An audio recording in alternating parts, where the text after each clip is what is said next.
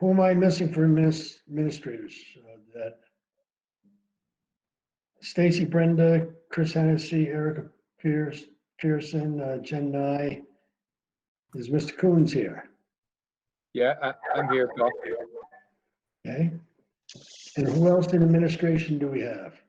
Paul, this is Carol Merrill. I'm here. Okay, Carol.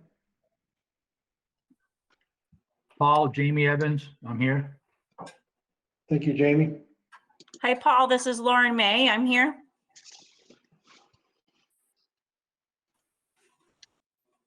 Hi, Paul. Penny Chamberlain. How are you? Thank you, Penny. I'll let you know in a few minutes.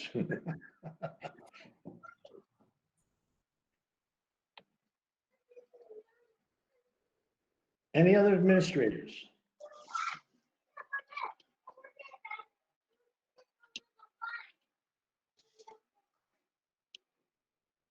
Paul and Okay. Andrea, I can let you know that the meeting is now being recorded. I appreciate it. Thank you. Andrea, are you up to speed yet? As up to speed as I can get, because as people join, the list keeps rolling and moving. It's placing them in alphabetical order by first name. So it's very hard to tell. Okay. Let me know if you need another minute during the meeting so we can make sure we have everything on record. Okay, then I will start this meeting, this being the 8th of October.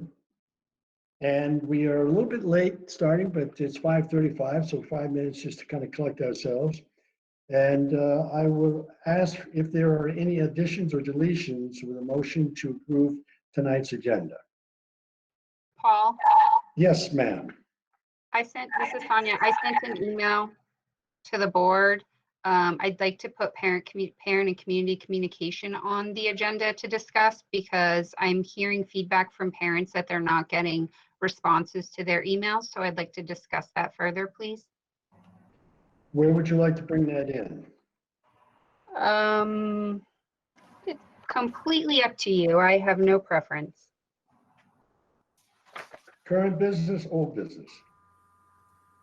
I mean, technically, I guess it's old business because we've discussed it before. Yes. Shall we have a 7.6?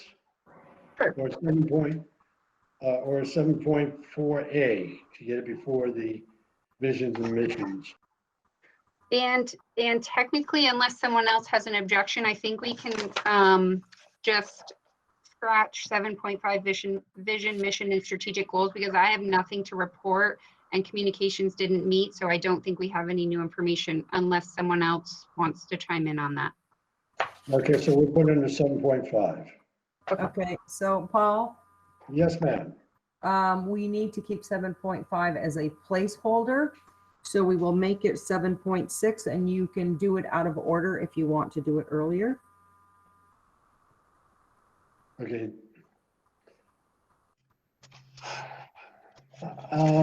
There is something I wish to add to under the executive session, and that deals with the contract negotiations. I think there's a discussion to be had on that for the full board. So we'll make that 10.2. Anything else? Yes, Paul, under executive session, I had brought a memorandum of understanding that I wanted to inform the board about, and that's labor negotiations. So let's make that 10.3. That's would that be separate than 10.2 because one was dealing with the finances and the other one is the understanding. Am I correct? Yes. Okay. Is there potential action on 10.3 after you come out of executive session? For the memorandum, that would be to inform the board.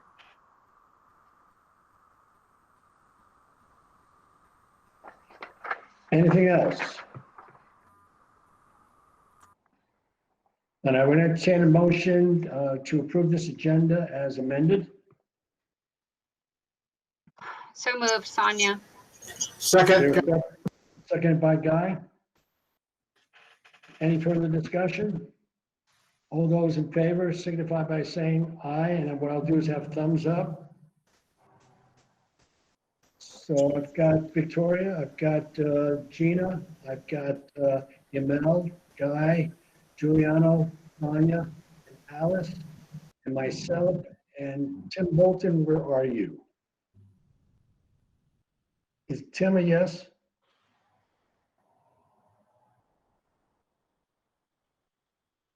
He was here a few minutes ago. Okay, so we got 8 ayes and 1. It appears he's otherwise engaged. Okay. So the motion is approved. So Move on to, yes, Paul, ma'am. before we move on, we've had 2 new phone numbers, one ending with 29 and one ending 53. We need to have those individuals please identify themselves. Per statute, we do have to keep a record of everyone attending the meeting. So those 2 numbers, can you identify yourselves, please?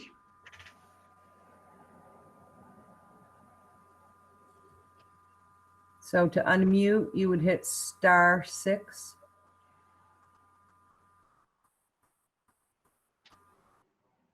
Okay, 53 has left the meeting, the one ending 53. And we have one ending 29. The one ending 29 is Rachel Shatney. Thank you. You have them all now, Andrea? Yeah, there was only those 2. Thank you. Okay. Okay, then we'll go on to the comments for items that are not on the agenda. This is the public comment section. And if you wish to speak to the board, please identify yourself. I don't have the availability of seeing 56 individuals on my particular screen, so the identification process is important here. Who wishes to go first? I see a hand up. Name? Sandra Cameron. Sandra Cameron, please have the floor. Thank you. First, I want to thank everyone for their efforts, and I applaud BUUSD for all the innovation. This has been nothing short of heroic, and shout out to all my former colleagues. So thanks for all your work. As an early educator, I have a great deal of appreciation for the needs of our youngest students. That said, the level of rigor and complex subject matter in high school warrants equal attention. I feel our kids have far too little actual instruction. They have 1 synchronous instructional period per class per week.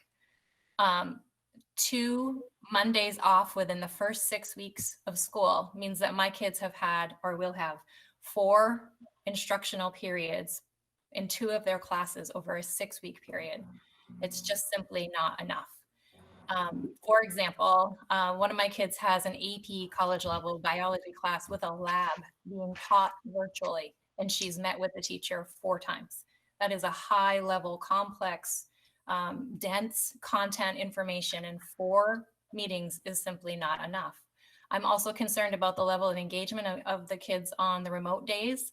It doesn't seem like the level of their engagement with their work or their rigor is where we would hope that they would be.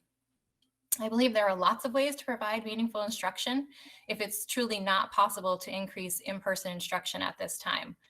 While that would be the ideal, I believe that synchronous instruction can happen in really safe ways.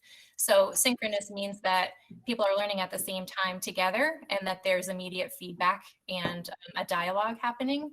And that can happen through a screen, and we can do it safely through a screen, perhaps in a shorter session.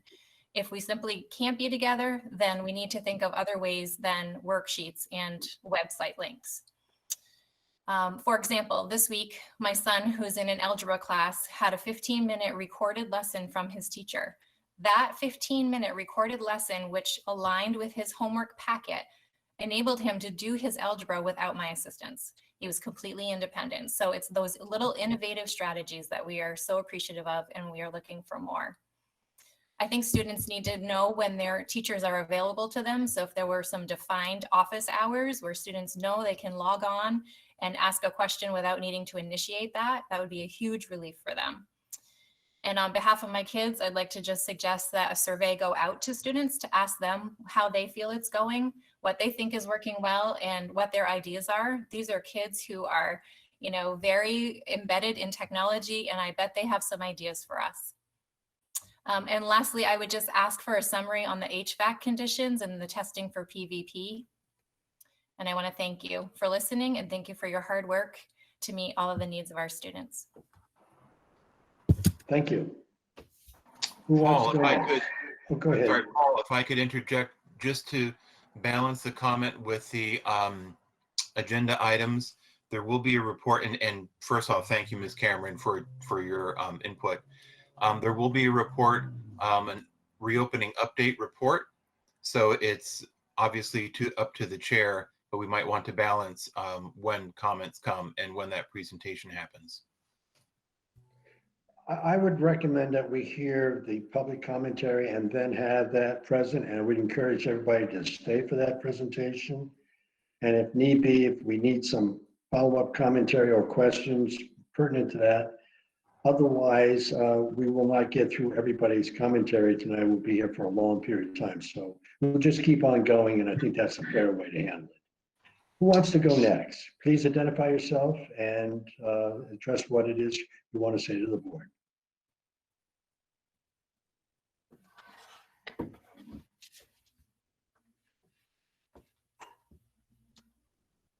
Is there anybody else who wishes to talk to the board?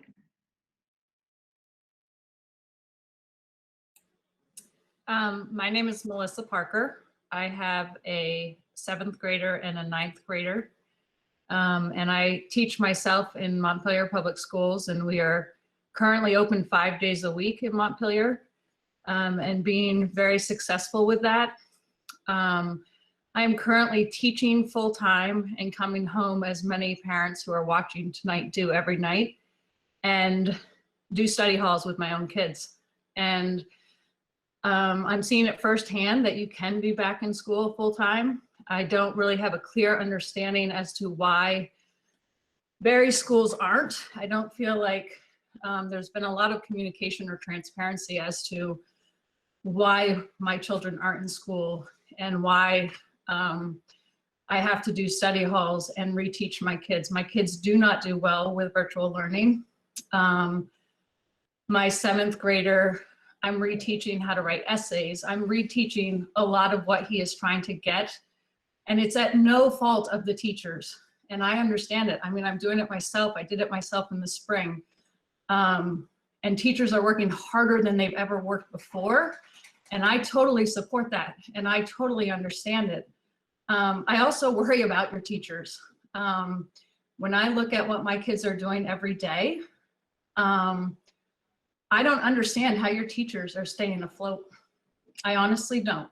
For them to have to do what they are doing and to correct all of these assignments and to give proper feedback to our students to help them grow as learners, it's an impossible task that you are asking your teachers to do. So you're asking not only your students to do an impossible task, but you're asking your educators to do an impossible task. And I think that you need to be more transparent with this community. And Paul, if I may, I would like to disagree with you for a minute.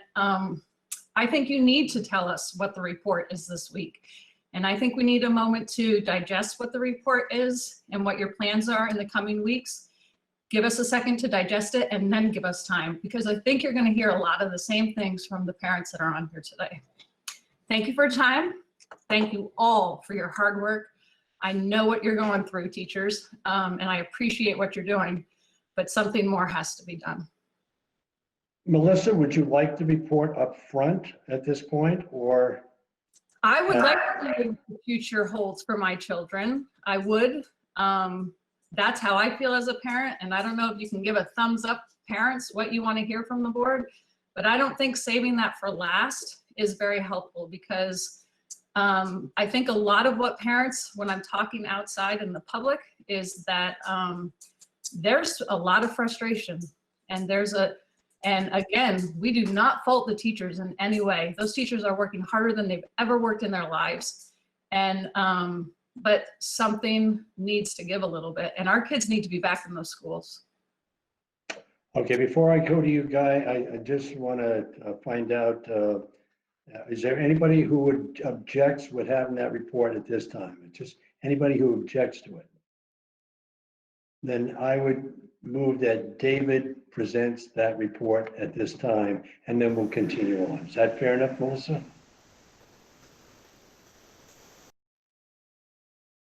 I appreciate that. Thank you. Okay, not a problem. David? You're on mute, David?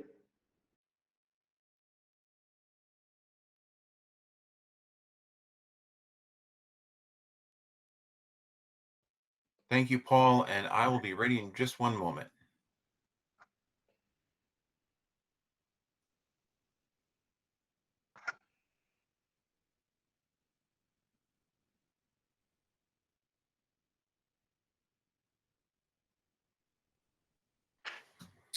Before I start with the report, I want to thank everyone for being here tonight, especially the parents showing the great interest in their kids, and the principals, other administrators who are present, the school board, and other directors from the supervisory union. And I want to say how much I appreciate the hard work of our teachers, and also the hard work of the reopening school team that met this summer and has been meeting between our last school board meeting and this meeting. It's a team made up of teachers and school principals and key administrators from across the district. And our intent, our hope, is to increase in-person instruction, excuse me, because we know that it has great value for our students, the highest value. But we also want you to know that the team looked thoroughly at our resources, at the things that are presented to us, and also looking at what other Vermont schools are doing. A lot of time was put into this, and with best intentions, this team recommends a prudent recommendation that we maintain the hybrid model at this time, and I'll go into more details.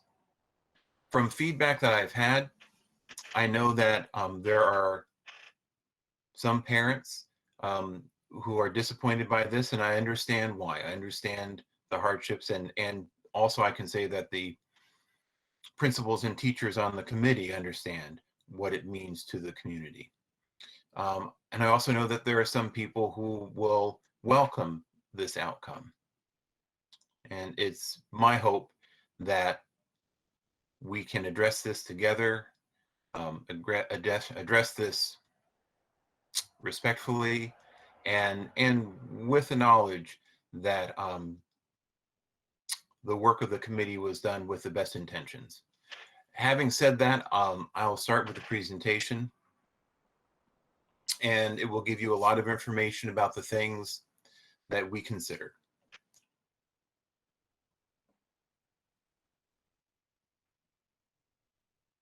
In working on this reopening plan, just to mention again, that we received feedback from families through our suggestion box, and you'll see later that we plan to do more surveys of families, and we surveyed our staff as well. And again, the reopening team feels that it's prudent to continue with the current model of hybrid and remote instruction.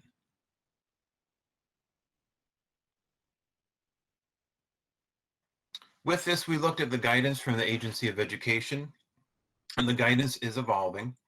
It evolved yesterday, and we expect by the end of the month, Secretary French tells us it will evolve again. But the guidance requires a distance of 3 to 6 feet for younger children and 6 feet for grades, and it has changed to be grades 6 through 12. It still recommends students be screened. It recommends that use of cafeterias and gymnasiums are limited. And it encourages groups not to be mixed, but gives some flexibility.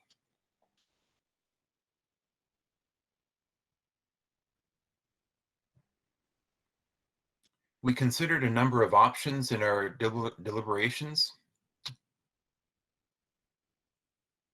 First off, considering grades 1 through 4 as potentially the first group to return, returning students 4 days per week. We talked a lot about measuring, and I mentioned before that the guidance has changed, and we've moved away from a 3-foot distance for younger children to 4 feet apart. And we realized, however, that spacing may be less in some situations. Young children don't always adhere to the spacing distances, but they have been working very hard at that, and the teachers have as well. And there could be some classroom spaces that are more crowded. We realize that students receiving intervention or special education services would be in more mixed groups. This is balancing our resources of our intervention and special education teachers with the needs of grouping students who are working on the same skills and then delivering intervention to all the students who need it. We talked a lot about bus runs and school schedules. And I think it's mentioned in a later slide, but I'll talk about it now. We worked with Stacy Emerson at STA, our bus company, and looked at our bus runs for both of our pre-K 8 schools. And we found that at Berry City, there is room on our buses, and at Berrytown, the buses are very full. We considered the option of splitting our schedules as they traditionally have been in Berry City and Berrytown to run an elementary and a middle school schedule. But later I'll talk about staffing, and that brings staffing challenges as we check in students with 2 separate arrival and dismissal times for the number of students that we serve. So it was considered, but it is a barrier that we need to remedy. We continue to use VTVLC for our 100% remote instruction. This program is currently full, and we have a year-long commitment to this program. We have 11 classroom teachers and special educators and additional para-educators committed to this program. And it's serving the needs of our online students well. And the other thing that we discussed a lot, and considering families, we have the 2 options right now of hybrid instruction and 100% online instruction. And the committee really was concerned that moving a grade or multiple grades to in-person instruction would become the only option for those students. And we feel that's acceptable, but we wanted to be clear and have our families understand what this meant. So if, let's say, 2nd grade moved to in-person instruction, then the only option for our 2nd graders would be 4 days a week in person. And since the VTVLC program is full, there would be no other option. We feel that it can be safe, and we feel that in-person instruction is beneficial, although there are barriers preventing us from doing it now. But we wanted to be clear with families that there would not be another option because we don't have the resources personnel-wise to make that happen. At our last board meeting, the board asked for us to get input from the community, and we established a community suggestion box and publicized it in our messages to the community. And just a moment, I need to let someone into the meeting.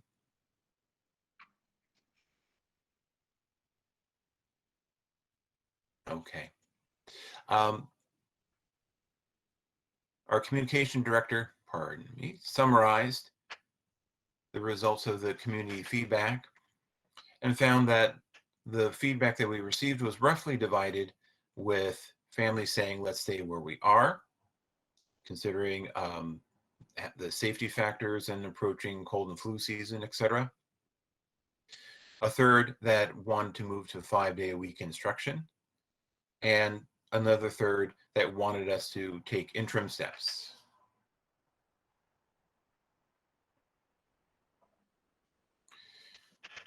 We also surveyed all of our kindergarten through 4th grade teachers to gauge the readiness of our teaching staff.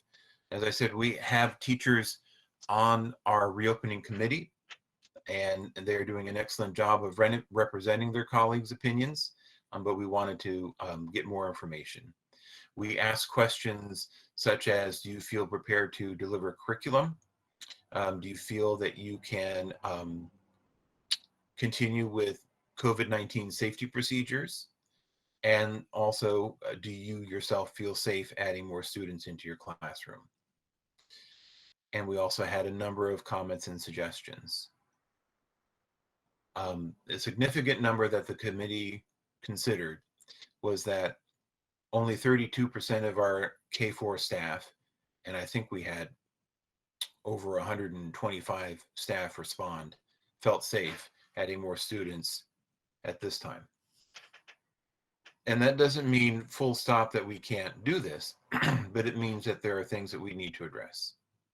In addition to the hard work that our leadership team has, and our especially school principals have been doing to help teachers accomplish their goals. More specifically, the feedback from the K-4 staff, there was concerns in these 4 categories broadly: about physical spacing and the size of classrooms. Some classrooms work with a number of children and others would not. Some classrooms have additional adults in the room to support students, so we would have to factor in those numbers.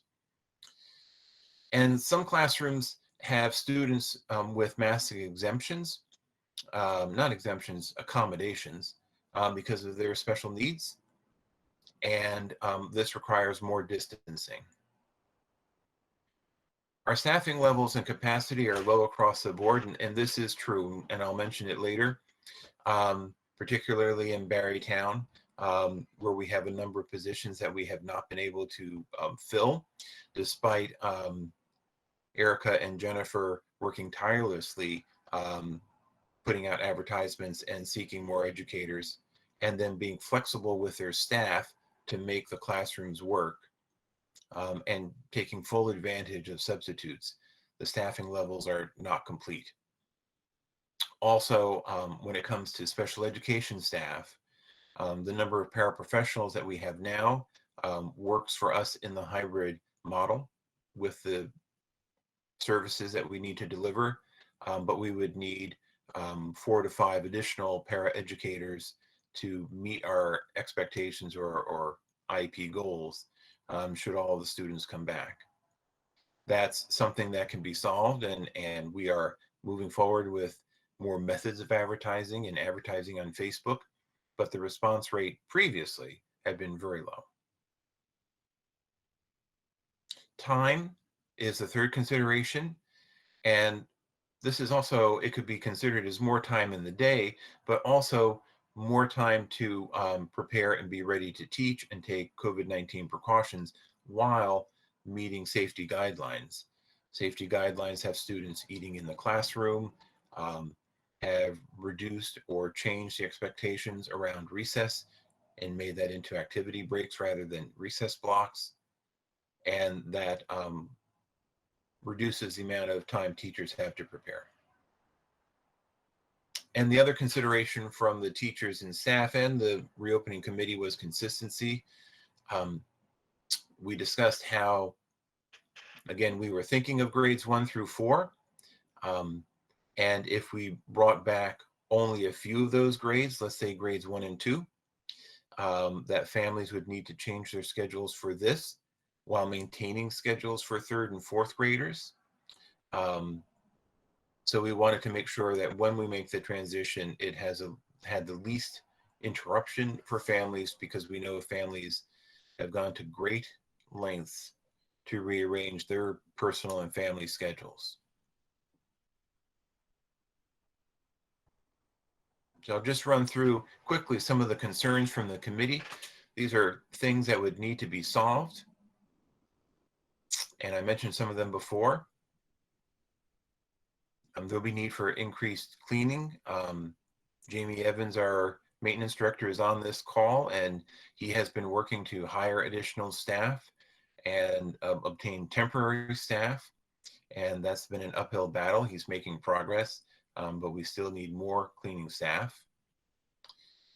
Committee is concerned about increased mixing of students, about the fact that VT-VLC remains full, not leaving other options. The transportation at Berrytown being full is a large concern.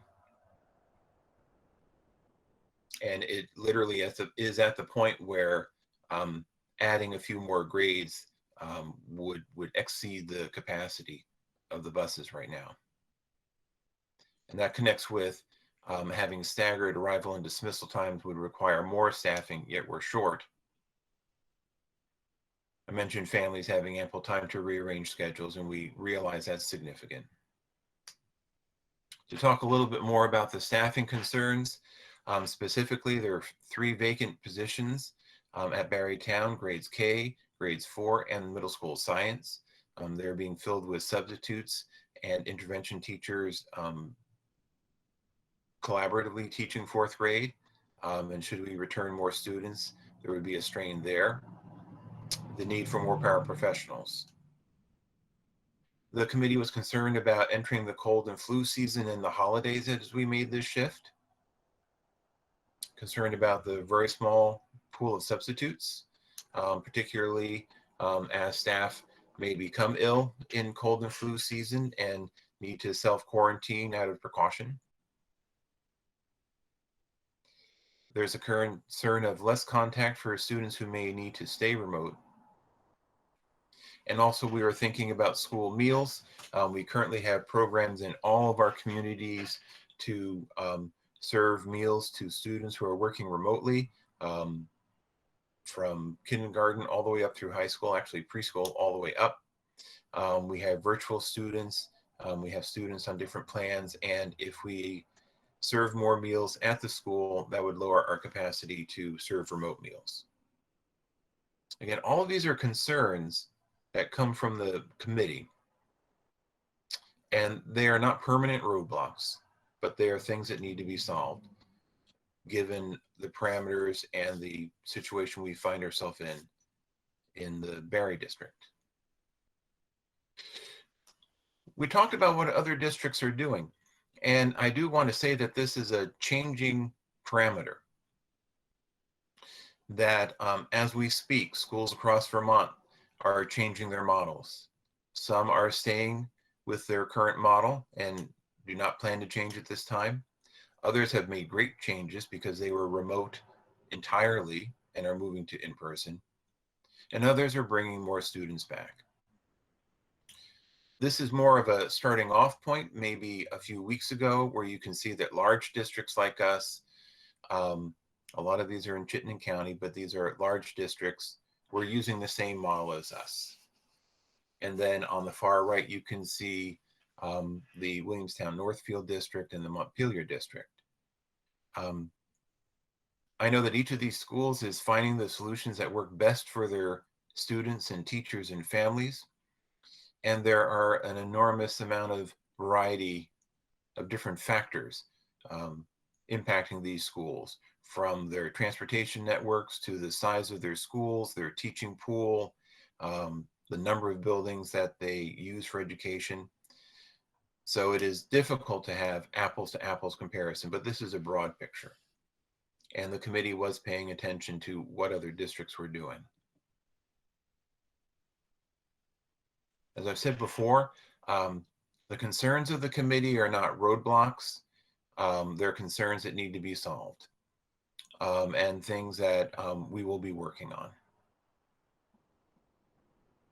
So planning for the long term, we'll be hiring additional teachers, maintenance, and support staff. We will be surveying families for more feedback. Just one moment. Let me let someone in to the meeting.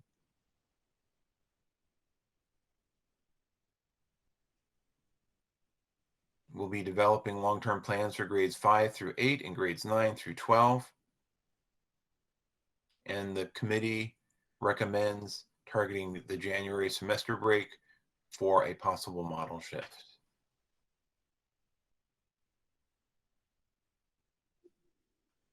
And Mr. Chair, I'm going to leave the presentation up and I'll let you direct the question period, but I'll leave it up in case we need to go to a slide that might address a question. Thank you, David. Melissa, does that help you in what the issues are in the school district? It does give me a clearer picture and a clearer understanding. The only question, well, I have a number of questions, but one of my questions is like, as you've looked at other districts, and I appreciate you guys doing that.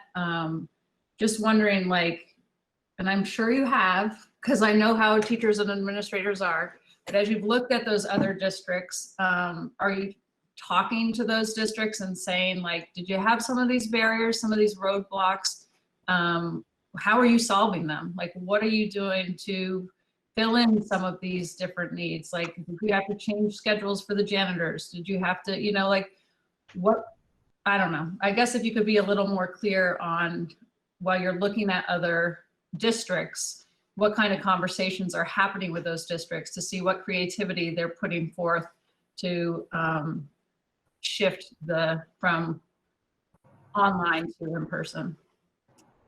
If I can intercept that for just 1 second, one of the things we've been told, our size is one of the things that really works against us, and also being short-staffed as we are at this point, and the transportation that you just heard about right now really creates almost like a triple whammy on the school area.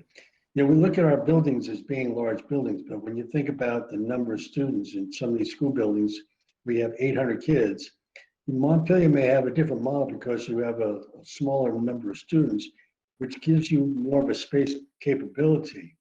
We can't throw 25 or 30 kids into a classroom anymore. And that's part of what's vexing a lot of the parents that I've talked to so far, is that, you know, we'd like to have the in-person education, and that's what the schools are designed for. But until we get some other kind of changes coming out of Montpelier, I don't know how this administration and this superintendent can put the entire district at risk if we cannot get some sort of change in those distancing and also how we solve the personnel problem. That's really the rub of it. And I'm sure there's a lot of other things that come into that. I agree. I think the personnel numbers are a big issue. Who else would like Paul, to I speak? could also, I'm Go sorry, ahead. to answer the question a little more. Thanks for your input. I appreciate it. Myself, I meet weekly with the area superintendents. So that includes Montpelier, Williamstown, down to White River Valley, up to Stowe and Harwood. I know our principals are meeting with their VPA colleagues. And I also meet weekly in a group phone call with the Secretary of Education. A lot of people are working on this, and we will steal any good idea that's out there. Who would like to speak now? Yes. Paul, before we continue, I have 3 individuals, actually 4, that need to be identified for the record. 3 of them are phone numbers. One is phone number ending 88. One is phone number ending 71. Phone number ending 66. And someone who is on listed as Montpelier Fire. So we need those 4 individuals to identify themselves for the record. Just so folks know, this is per state statute. We must have a record of everyone who is in attendance. Please identify. 66 is Kristen Zeiter.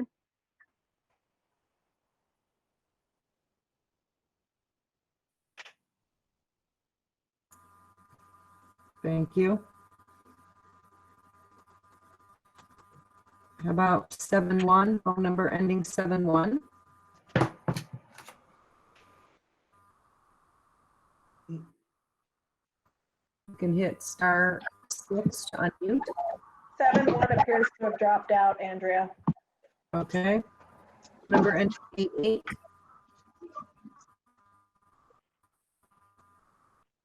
Uh, 88 is Christine Parker. Sorry. Christine Parker, was there another name of that? I'm sorry. Nope, just Christine Parker. Okay, and we have an individual who is on as Montpelier Fire. Can you please identify your name for the record? Montpelier Fire was Jake Larrabee, and he signed out as that. He signed in as himself, but he doesn't have a microphone. Okay, thank you. Does that satisfy you, Andrea? I think we can proceed. Yes, thank you. Thank you. Who would like to speak next?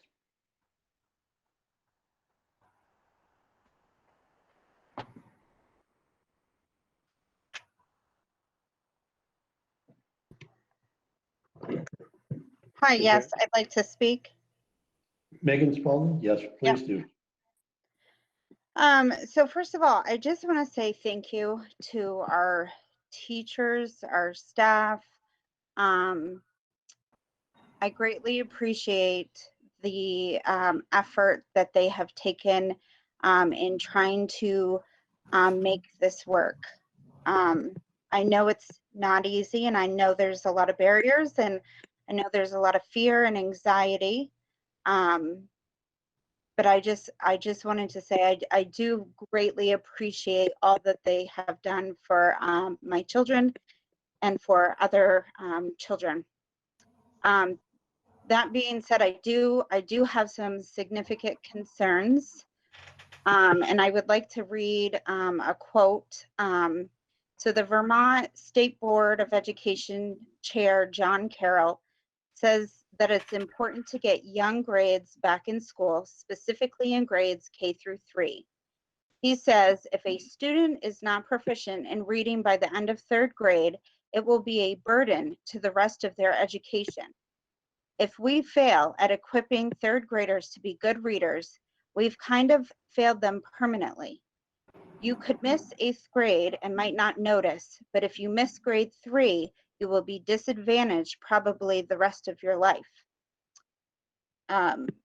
You know, I have significant concerns, and I recognize the issues with staffing and the busing, and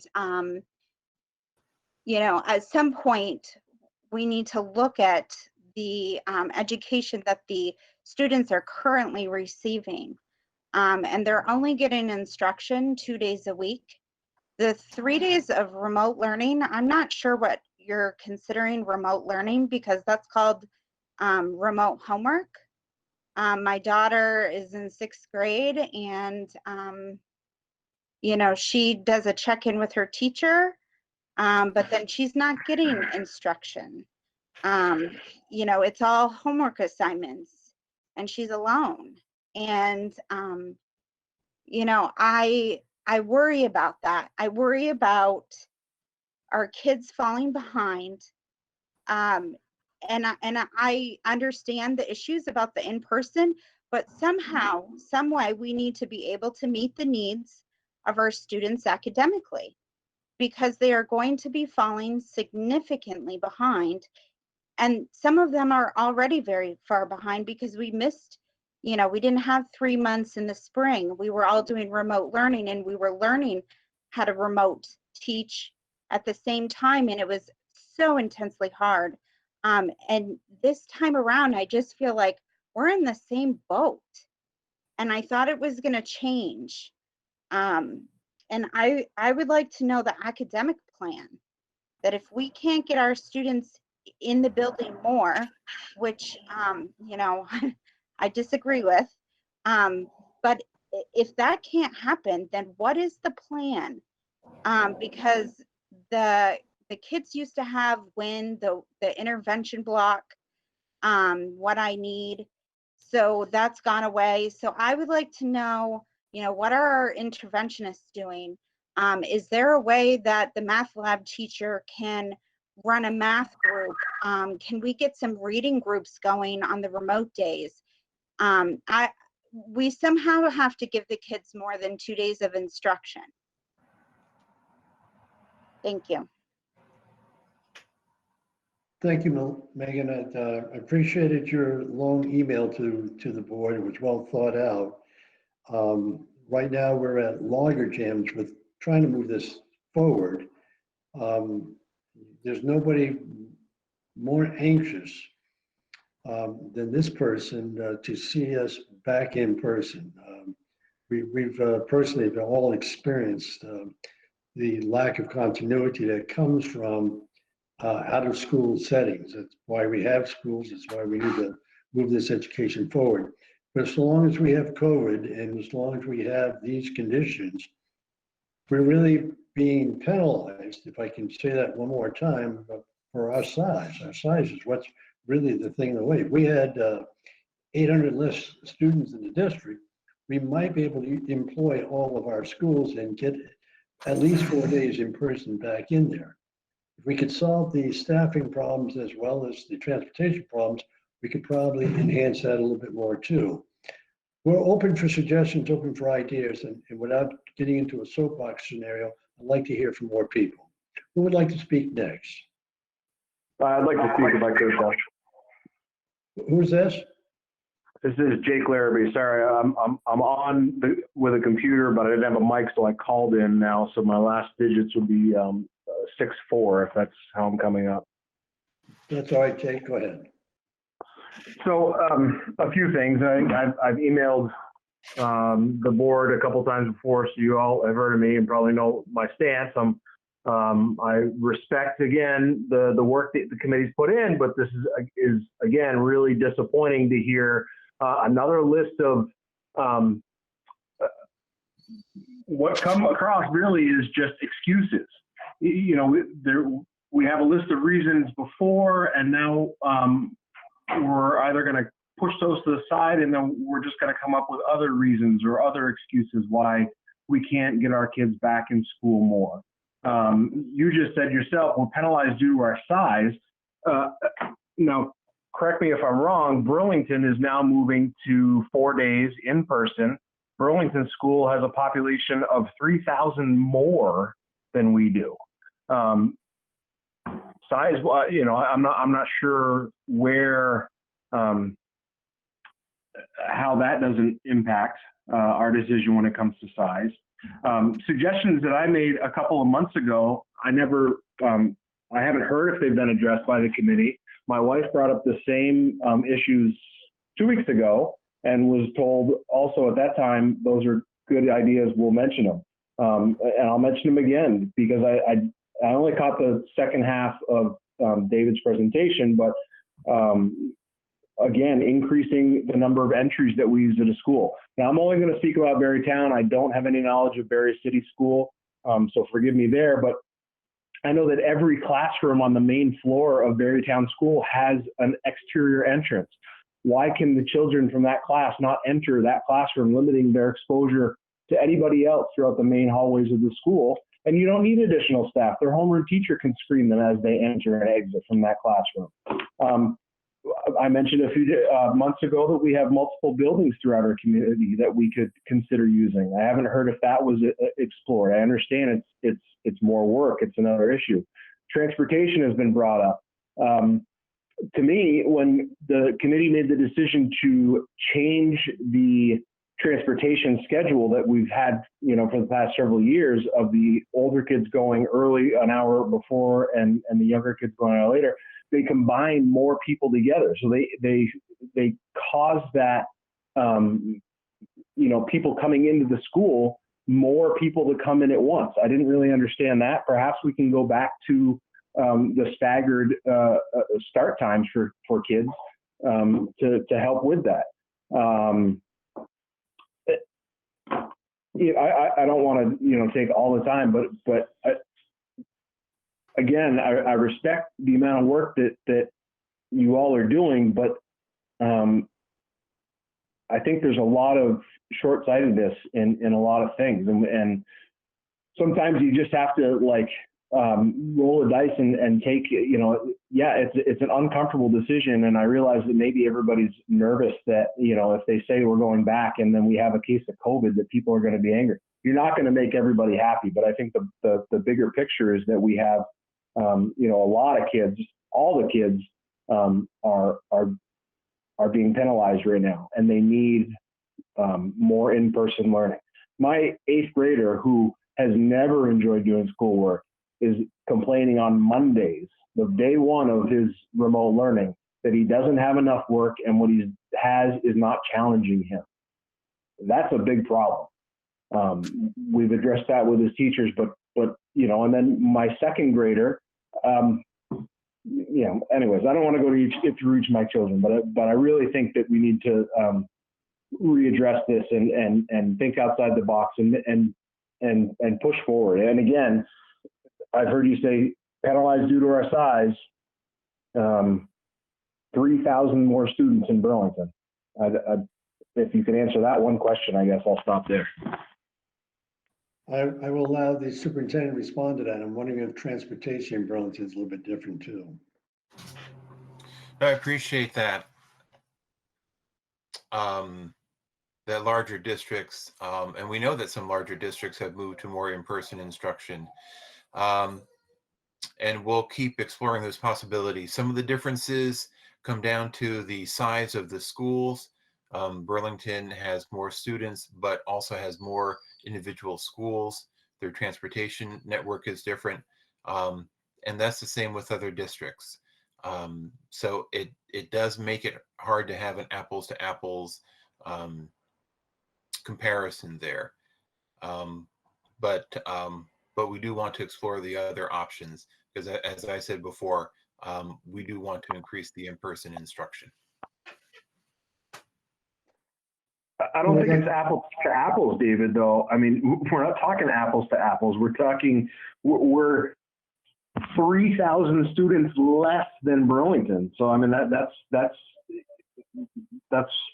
what we're saying. We're vastly different. We're much smaller than them. We're closer in size to Essex. That's been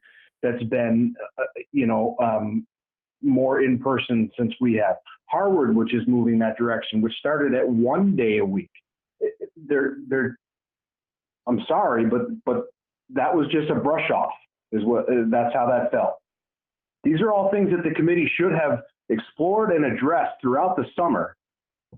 And now we're a couple months into school and we're still getting, we'll look at it. We'll think, I mean, I think as parents, I'll speak for the majority of the parents. We're done with we'll look at it, we'll consider it. That should have been done. So it seems to me like it's already has been, and maybe the transparency is just not there.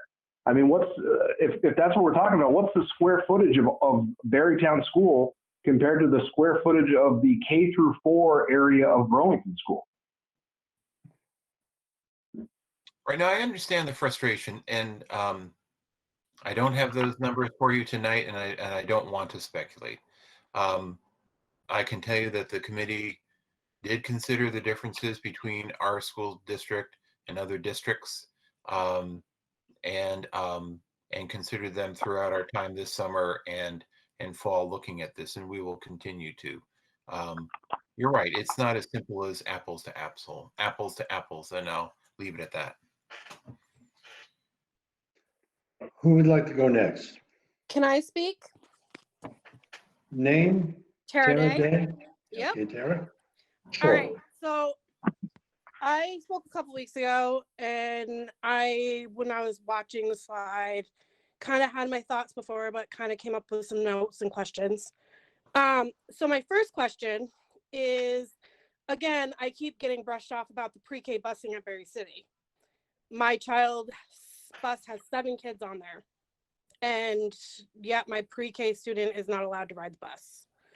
So that's number one.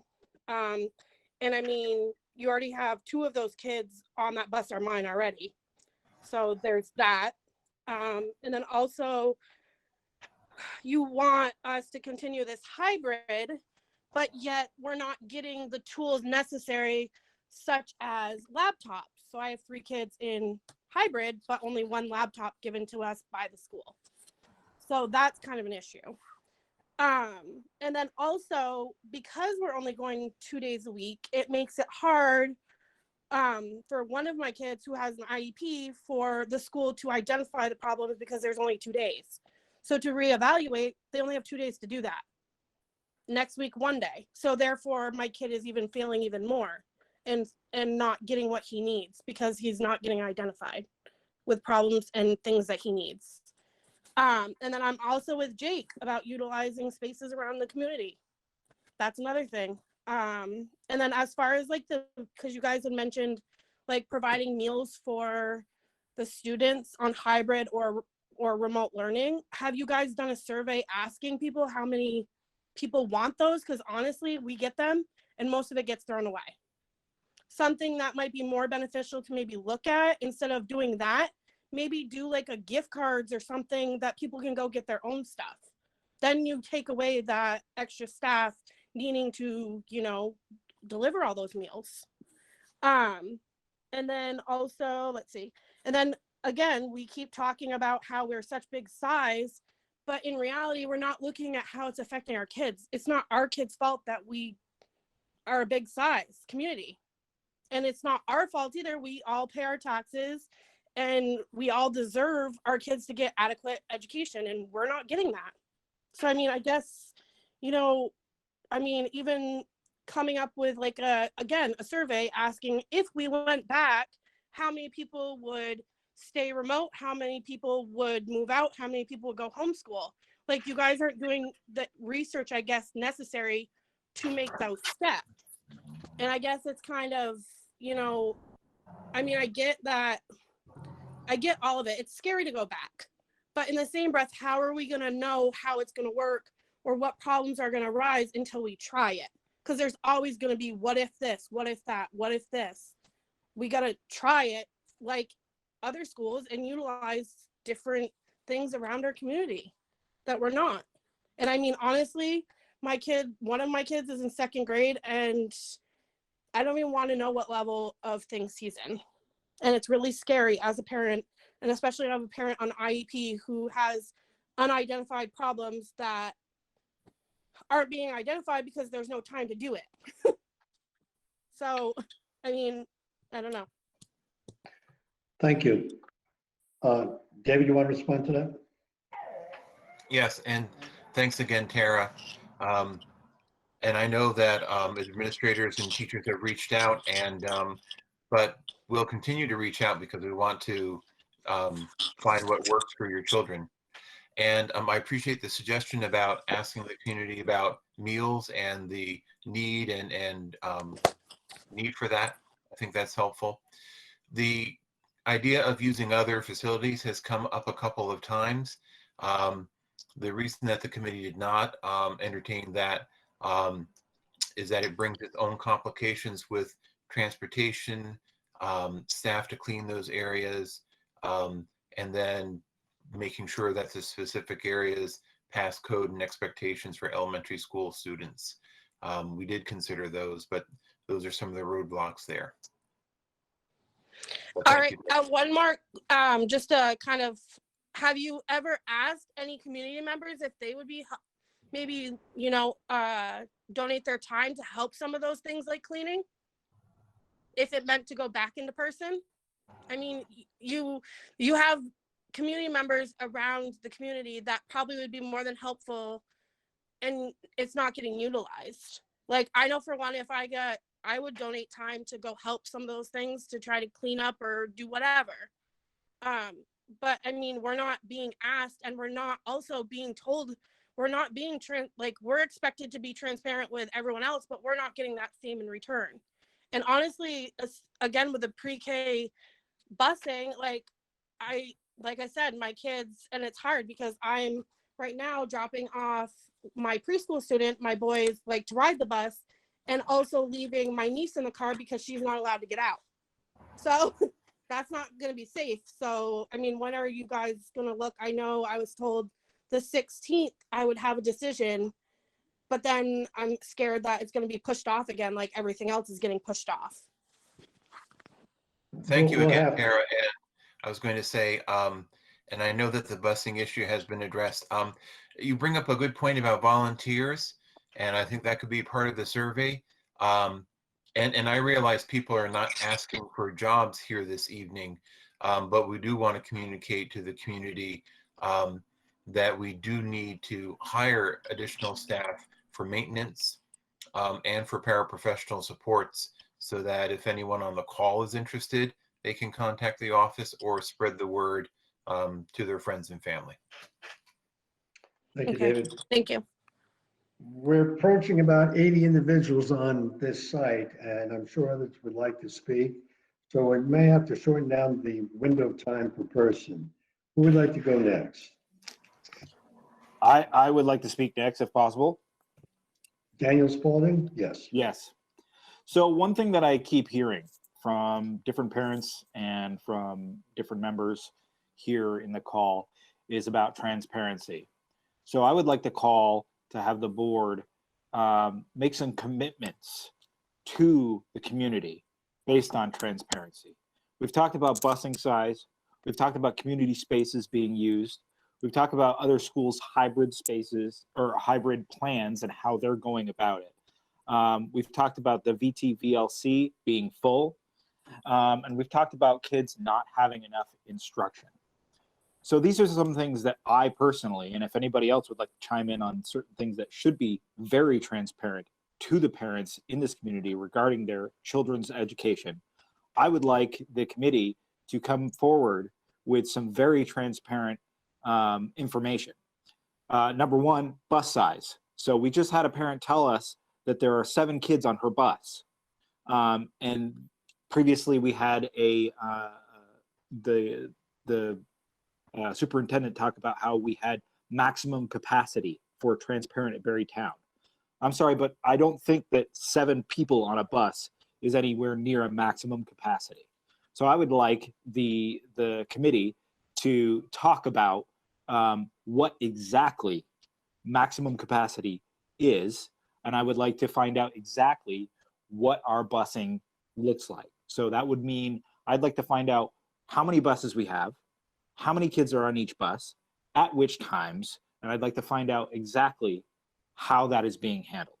So transparency means to me, we should have very specific information about these buses. So if we're talking about how we can get our kids back into school, we should have very transparent information about how that is being handled. If we're talking about community spaces, we're talking about, someone had mentioned that we looked at whether or not those spaces could be cleaned and whether or not they meet the needs and the standards for in-school purposes. So if you have looked at other community spaces, which ones and what are the needs that those spaces have to meet our children's needs? That should be transparent. There should be a very clear listing and some sort of report on what spaces have actually been looked at and what those spaces would need to be opened or utilized. If we're talking about other school hybrids, Mr. Wells, if you could go back to the slide where you talked about the other schools' hybrids. I'd like to know exactly what those other schools are doing for hybrids, because our school is talking about 2 days in person and 3 days virtual. And I'd also like to talk about, as I go further into this, exactly what is being offered to our students. And I would like some very clear transparency to the schools, to the parents of these schools, of what is being offered, because it is inadequate. It is inappropriate and it's not serving our kids. So I would like to know exactly what these other communities and these other districts are doing exactly. So if we're talking about CSD as a district, what exactly is their hybrid and what are they offering to their kids that we are not? So if they're offering 3 days a week, I'd like to know that. If they're offering 4 days a week and 1 day remote, I'd like to know that. So that should be very transparent to us as well. The VT-VLC, if that is something that is, as you say, at its full capacity, I'd like to know exactly what that means. How many staff do you have on? How many students are you able to serve with those staff? And how many staff you would like to be able to hire so that we can expand that if necessary. So that may mean you need to poll parents and find out who is looking to go to the VT-VLC and find out how many staff you would need to hire to get that. And then lastly, I would like to talk about time per child. And maybe that's not something that is being, quantified, However, if I am specific about my child, recently I have an 8-year-old child who has been told that he would basically, or us as parents, we've been told that we would have to put our child in an EST plan because of the situation that has grown from this situation. Our child is suffering based on the fact that he's not getting education. And what we desperately need is to know what each child is going to be offered as far as their education. So if you are only offering 2 days of in-school education, on those other 3 days of remote, what are you going to offer each child as far as education? And I'm not talking what are you going to assign, what links are you going to give. I'm talking what are you offering each child on those other 3 days? Because I think I speak for many other families in this community that we are not able to offer what you guys are saying our children should have. And what we were told was that each child should have on those remote days 5 days of instruction. I'd like to find out how many children are actually getting that on those 3 days of remote. How many families are able to provide 5 hours of instructions on a remote day? And I'm going to guess you're going to say 0.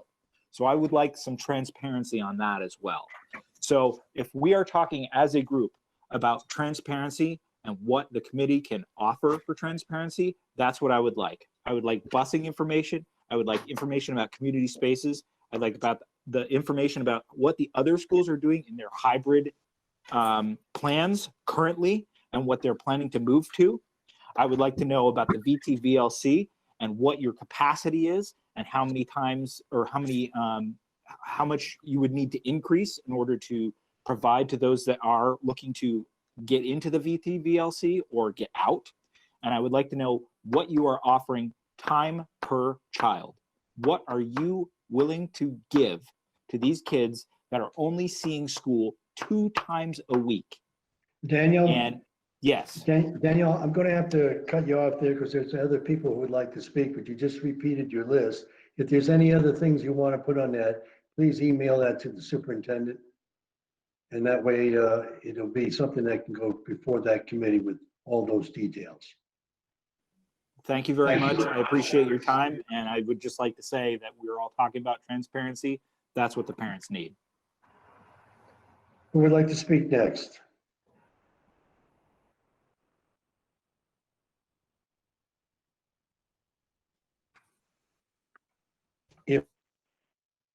Oh, hi. This is Chris Parker. I'd like to make a comment. Chris Parker, go right ahead. Just on the heels of Dan's comments about transparency, I have twins who are in the 8th grade at Berrytown School, and on their remote days, they are logging into all of their Google Classrooms and completing their to-do list. My main concern, if they are not going to be able to get back into more in-person school, is that the work that they are being provided is not adequate. They are spending no more than 2 hours per day on what seems like busy work to me. They do not have any instruction. There are not videos to watch teaching them new things that teachers have recorded or any content like that. It is like basically virtual worksheets that they are doing that seems like busy work, like I said.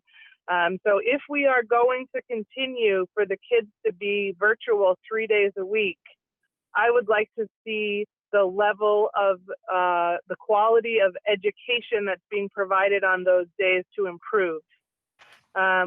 One of my 8th graders was in the pistol program at Berrytown School, and that has now been taken away, unfortunately. And that was his favorite part of school. It provided him a lot of enrichment and really expanded his thinking capabilities, and was an exciting thing for him to be a part of. And now he doesn't have that. I would really, really like to see an increase and an improvement in what is being offered and expected on the virtual days. whether that's access to live videos with the kids who are in person in the school, and the kids can connect to that, recorded videos that they can watch that the teachers have sent them. I don't know what the other options might be, but I know that what's being provided on those 3 days a week is totally inadequate right now. And honestly, I'm very concerned for my 2 kids going to high school next year and not having the opportunity to practice their executive functioning skills, their organizational skills that will make them successful high school students. Thank you, Chris.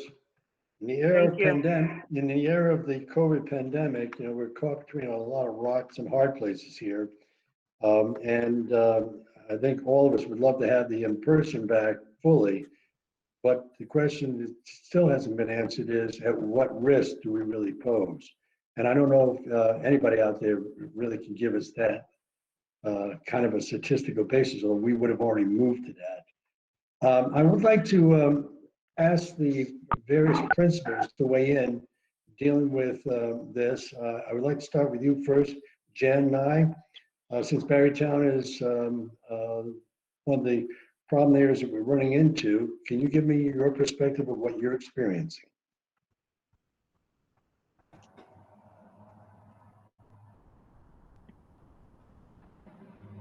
Is Jen still on? How about Erica? Hi, Paul. This is Erica. I believe that Jen has connection up in the air. Oh, maybe she's back. Jen, are you there? I'm here now. Yes, thank you. I'm sorry, I missed the question. I'm having major internet issues up here in the kingdom.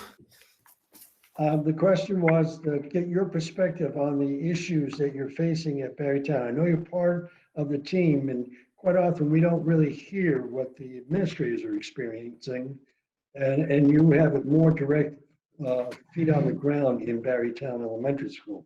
What are the things that you're running into right now that is creating difficulty in opening the school up? Yeah, so I think that spacing is certainly one of them. So given the current guidance of 3 to 6 feet in a few of our grades, if we were to move ahead and try to shift our seating to 3 feet, we would not be able to fit all of our students in the classrooms, which would then mean we would need to look at potentially hiring more people. And we are already having a difficult time securing positions that we currently have open. So that is certainly one area that we continue to try to solve. The other thing that we're trying to continue to work through is the remote learning, as many people have experienced or have shared their stories at this meeting and at previous meetings, really trying to work with the individual families and help create plans that work best for their students, understanding that everyone has a different situation. Again, I can't commend our teachers and really families enough. Everyone is working super hard. And I'll be honest, I'm not sure how much harder we can ask our teachers to work. They are already planning things 3, 4, 5, 6, 7 different ways. Erica, would you want to comment about the upper grades there, please? Yeah, thank you, Paul. A lot of our openings are at our middle school level. So that poses a pretty big issue for us when we're looking for licensed educators to give our kids that quality education that they all need and deserve. I think that some of the questions that have come up that are hopefully being addressed as well in terms of remote, you know, I met with one of our interventionists today. Our interventionist is also an open position. We do not have a literacy interventionist currently to serve our Barrytown middle schoolers. We only have one interventionist who services math interventions for grades 5 through 8. She is graciously going to be able to make some videos as extensions for our learning pods. So that will help with kind of that math piece. Some of our other teachers are struggling, like Jen said. Melissa Anderson spoke very eloquently about knowing what it was like to try to plan in so many different ways. We on some technology pieces. We need donagles to be able to connect Chromebooks to Promethean boards. We need Bluetooth microphones that are on back order. so that kids can adequately hear teachers if they are able to be remote in their classrooms. There are just some of those barriers that I think David spoke to about needing to have them in place so that we can make progress to move forward. If I also could be so bold as to answer a quick question for Dan Spalding. When Tara spoke about a bus with 7 folks, that was a Barre City bus. Barre Town buses, our average is about 38, and with social distancing, we are at capacity there. We currently are running 7 buses. We were supposed to be able to have 8 buses, but there's also a bus driver shortage, which has been plaguing our nation for a while. So we are working with Stacy to try to solve that as well. I thought that was an important question to answer for Dan. Thanks for the time, Paul. You're welcome. Just before I leave the Barrytown Elementary School piece, do you get a sense from, I know there was a survey done with 120 some odd teachers, and I had a chance to read through it. You get a sense that there are teachers that would feel very uncomfortable in increasing those class sizes at this junction in time? Either one of you. This is Jen. Paul, to answer your question, absolutely. I think it's fair to say Eric and I do have staff members who have shared with us that they feel uncomfortable if we were to move forward. You know, like our students that have you know, medical needs and might have mask exemptions and things like that. We also have staff who are in similar positions. And so we just want to also keep that in mind as well as we think about the future. Thank you. Erica, do you want to comment on that, or is that okay? Nope, Jen got that 100% correctly. Okay, I'd like to get Hayden Kuhn's perspective in Barre City Elementary School, lower grades. Hi, Paul. Yeah, I'm not sure. This is just such an amazingly difficult decision that we're under right now. I definitely agree with pretty much everything that's been said by everyone on both sides of things tonight, and that's what's really hard about it. I think the fact is, as an educator, I want all the kids back in the school, and with my staff, I would want them with us 24/7 in some cases. You know, that said, there's a lot to figure out still of logistics, but also there's a lot of safety considerations to take into account. The safety of our staff, the safety of all our children, and then with the way this virus works, the safety of our outward community. So I understand very much the frustration of families. I'm very worried for a lot of our children that are not accessing enough education. And then but I also worry about the other side of it. That said, you know, it has been a really positive, successful start to the year under the hybrid model. With all the safety considerations we've put into place, all the new processes, things are really going smooth and really going well for a lot of our students. And there is a lot of success. My hope is that we can, you know, continue looking for ways to expand to reach more of our learners. But I do think there is things to figure out, and we need to, you know, go slow. I think the big fact is, you know, that's what worked for our state, was kind of taking things slow to reopen, and that's what's gone well for us. And so I guess that's my dilemma, but I do just want to echo what everyone said, that we do want the kids back in school, and however we have to do that to make it happen, we want to do it. Thank you, Hayden. The reason why I'm trying to get your perspective is so we have a rounded picture here. Chris, do you want to add to that? Yeah, I'd really like to, Paul. Thank you for giving us an opportunity to pipe in here. I also want to say hello to my old colleagues and friends, Melissa Parker and Chris Parker, who are out there. It is really great to see you guys. I wish it were under better circumstances. And Melissa, I really thank you for opening your very well thought out discussion with us about, as a teacher, knowing how hard this is for teachers to have high quality in-person instruction, while also being a teacher in this really unknown remote world, which is incredibly challenging. And the frustrations that we're hearing from families tonight, we totally understand. You know, I think I agree with everything that my colleagues have said here tonight, and I am coming from a place of great empathy. I've talked to my family often about how challenging this would be when my daughters were 6 years old as opposed to when they're 18 now. I can't imagine how we do it, how we would have done it those years ago. There's a lot of empathy coming from our faculty and staff with what the community is going through right now. I think it's really important for folks to know, like at Barry City, Hayden and I are talking about whenever we have a moment to have a break, talk about how we can get kids back in. We're talking about bringing our most vulnerable students back in, and we have a sizable population in that category. You know, Tara's point, our Barry City mom was talking earlier about her worries about her kids with special needs. We worry about that greatly too. These are all valid, incredibly accurate points that people are making. But I want to reiterate what Hayden just said, that we are incredibly proud of what we've been able to create over the summer and going into this fall under the fly with ever-changing, shifting conditions. The learning environment we've created for kids when they are with us is extraordinary. Our teachers are proud of it. We're getting great feedback from our families about it. We know we've got to improve the remote days. We know it, and that is it's a big process for us, and we're putting a lot of time into it. But yeah, we're proud of what we're doing, but we know we got to get our kids back.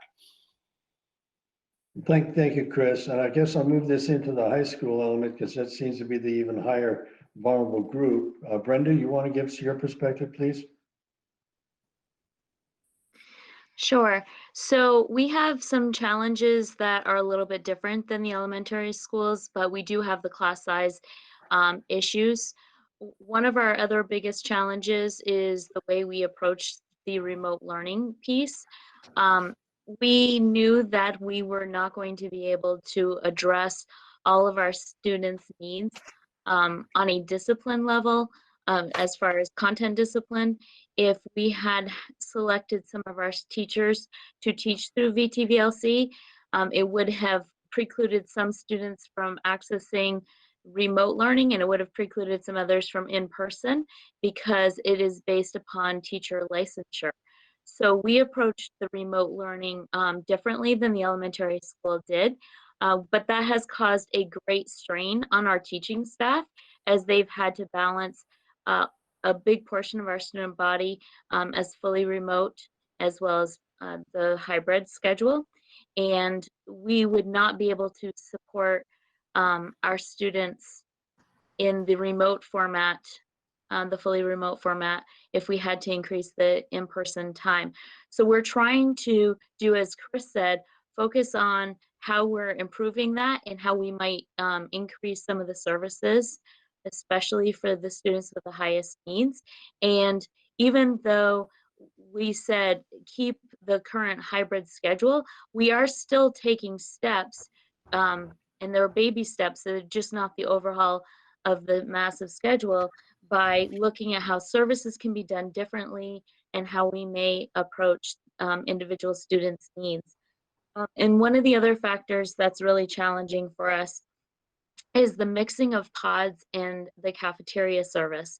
So we're trying to minimize the interactions. So when students go to their first block class and then they transition to their second block class, they're no longer in the same groups. And to continue to mix them through 4 blocks and a lunch is a lot of mixing of different students. So we're also trying to be cognizant of that piece. And so our goal is to try to continue to work towards more in-person instruction, but also be able to keep it in safe spaces. Thank you, Brenda. Penny, could you give us at least the technical ed side of the equation and how that's going, since you're involved with 7 or 8 other high schools? Sure, Paul. That's right. The Central Vermont Career Center serves 8 high schools across our region.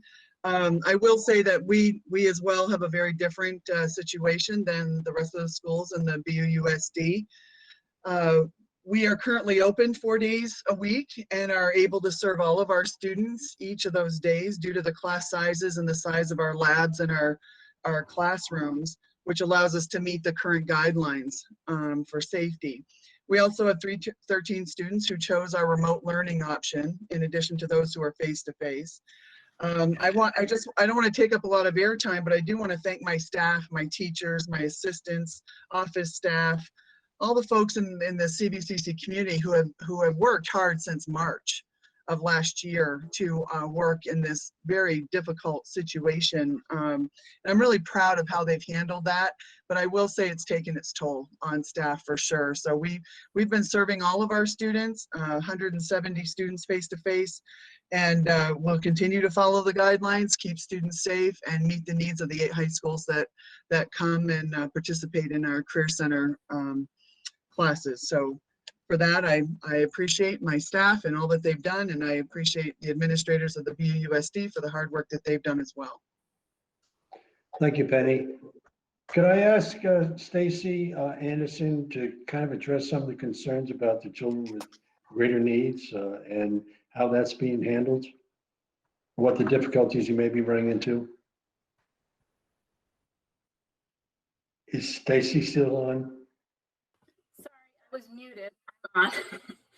Thank you. Sorry. Thank you, Paul.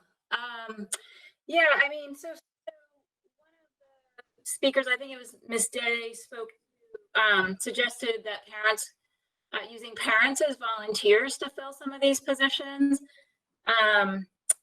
We aren't allowed to do that because we are required to, all staff who work in our buildings are required to pass a background check. So we couldn't utilize volunteers per se, but I would certainly, I think as Mr. Wells said, encourage folks to apply if they're interested in supporting either students or educators, or as, you know, working in the maintenance staff with Jamie. I would say one of the challenges in special ed that we're currently working to solve is the inability to mix these pods. So our inability to pull students from different classrooms, group our students in small groups of like abilities, has caused a bit of a strain because we either have to, as educators, push into a classroom or pull out maybe only 1 or 2 students at a time. So that's created a bit of a scheduling issue for our staff, but they're just working to overcome. Paperwork is always, unfortunately, a large part of the job. And in the spring when we closed, we had to rewrite IEPs into distance learning plans. And as we reopened in a hybrid model, every IEP for every student had to be revised again to reflect the hybrid model. So that took a considerable amount of time for our staff. We're through that now, but it was just, I guess, another challenge that took their time. We have shifted 4 special educators to the K-8 virtual BTVLC model, and that's the number of students on IEPs in BTVLC. One additional challenge is that some of the students their families are choosing to come back to hybrid, which is right now causing we're sort of off balance with our caseloads. We did have 1 position we did not fill this year, and we didn't think we would need to as we started the year looking at caseloads. We may need to fill that position, and we've been advertising, and we do have some applicants. So I guess I would say what other administrators have said and what some of the parents have said. We just are grateful for the hard work of our staff. This has been an immense challenge, but I think that where their hearts and minds are at are really just supporting our students as best they can and working together every day to try to get through the challenges. Thank you, Stacy. I'd like to see if any of the board members want to weigh in this before we move on from this topic area. Gina, do you have anything you would like to address? Since individuals were asking us and telling us their particular issues with the education system. Is Gina available? Then I'll move on to Giuliano. Giuliano, do you want to make any comments on what you've heard tonight? Yeah, Paul, just a quick one. I'd like to thank everyone, all the administrators and teachers for doing what they can. I think the committee had a tough challenge here in trying to figure out what the future was going to hold. And I think if they could go back and change some things, I think, you know, it would have made things a lot easier for us. But we're in this situation now, and the best we can do is just keep moving forward and slowly work into a more in-person schedule. So if the committee feels that right now to take it slow, I think that's probably the wisest thing to do, with the hopes of moving to more in-person days. Thank you, Giuliano. Guy, would you like to comment on what you've heard tonight?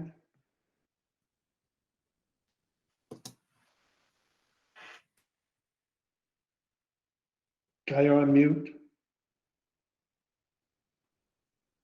Sorry. I had a couple of questions that I was going to ask tonight. I think one has been answered, but it's around, one of them is around the transportation issue. I've heard conflicting comments. One is that we had such a large parent transportation backup that we had to, you know, make accommodations, call local businesses, and so I'm a little confused about the lack of transportation. What I do hear tonight is that, you know, the shortage of bus drivers, and I understand that, and that may be part of the problem. So that's one question. The other question is, and I think I dare ask this. Even though we have a hybrid piece, and I think David knows I wasn't a huge fan of the hybrid piece to begin with for a lot of reasons, but I also understand, you know, the conditions that we're working with. Why can't we lengthen the current days that we're teaching students in person? And that's a question I don't have an answer to. So those are my two questions. Thank you, Guy. Alice? Alice Farrell? Yes, I have I just have one question, aside from the fact that for all the parents who have taken the time to be in touch with us, whether it's meeting them in the grocery store or getting an email or talking to them on the phone, that's a very important piece, and I appreciate that very much, that those folks have taken the time to speak with us individually as board members and also to contact the school. And that's a really important part of getting this work done. And my question, understanding that making changes in a system such as this and under the conditions that we are working with, it's like turning the Queen Mary in a bathtub. But with the distance learning and the remote learning, are we defining that as two different things? Distance, like with the VTVLC, and we don't have to answer that now. That's something that can come back at another time, but it's something that I'm interested in. Do we consider remote and distance learning to be the same thing or something different? Thank you, Alice. Sonia, are you back online? Yeah, sorry, I don't know. I closed out of the meeting for some reason. So the first thing I want to do is thank all the parents who are here, because at one point we had 91 people on the call, and I realized some of them are administrators, and I realized some of them are board members, and some of them are staff. But but I want to thank the parents for showing up and sitting through the comments and listening to the presentation. And I appreciate all of the people, as Alice said, who reached out in some way. And even if you're just here and you haven't had a chance to reach out or a chance to speak, thank you for participating. And I think the thing that is striking, that has struck me, is that it feels like we haven't done a really good job at communicating with our parents. And it also feels like we have not really asked our parents what they need or how can we do this better. And even if I recognize that most of them would probably say, we want to go back to 5 days. And okay, so we can't do that. We don't have a magic wand and we can't make that happen. But if we could make incremental steps, what could we do differently that would help them? That would help their children academically, that would help their kids socially, that would help us. But we haven't asked any of those questions. And I feel a lot of frustration from parents, and that's making me really frustrated because I feel like we're dropping the ball. And the other part that I'm hearing is our remote learning is not adequate. And we were promised it was going to be different, and it is not. And that is not okay. And I don't know what we need to do, but we need to change that. I understand that teachers are stretched. Why are, Guy asked a question, why can't we just lengthen the day? That seems like a pretty logical question to ask. Has that been answered? And where is that answer? Is the answer presented anywhere? Can we see what questions have been asked and why things have not been answered? We would like some information and be able to direct parents to an FAQ page that has all of the things that the committee has, as Daniel went through all of those things. If it's all been explored, why aren't we just putting it out there? We explored this particular spot. We have this many people on buses. Why are we not sharing that information? I'm also concerned about our students, and I'm concerned about the fact that we're pushing this off until January. And I agree that when we have a school district like Burlington that's saying they're going to move to 4 days of in-person learning and we can't do anything more than we're already doing, that seems absolutely ridiculous to me. I don't understand why we can't take Sandra Cameron's suggestion and have synchronous learning. That would provide more instruction for students.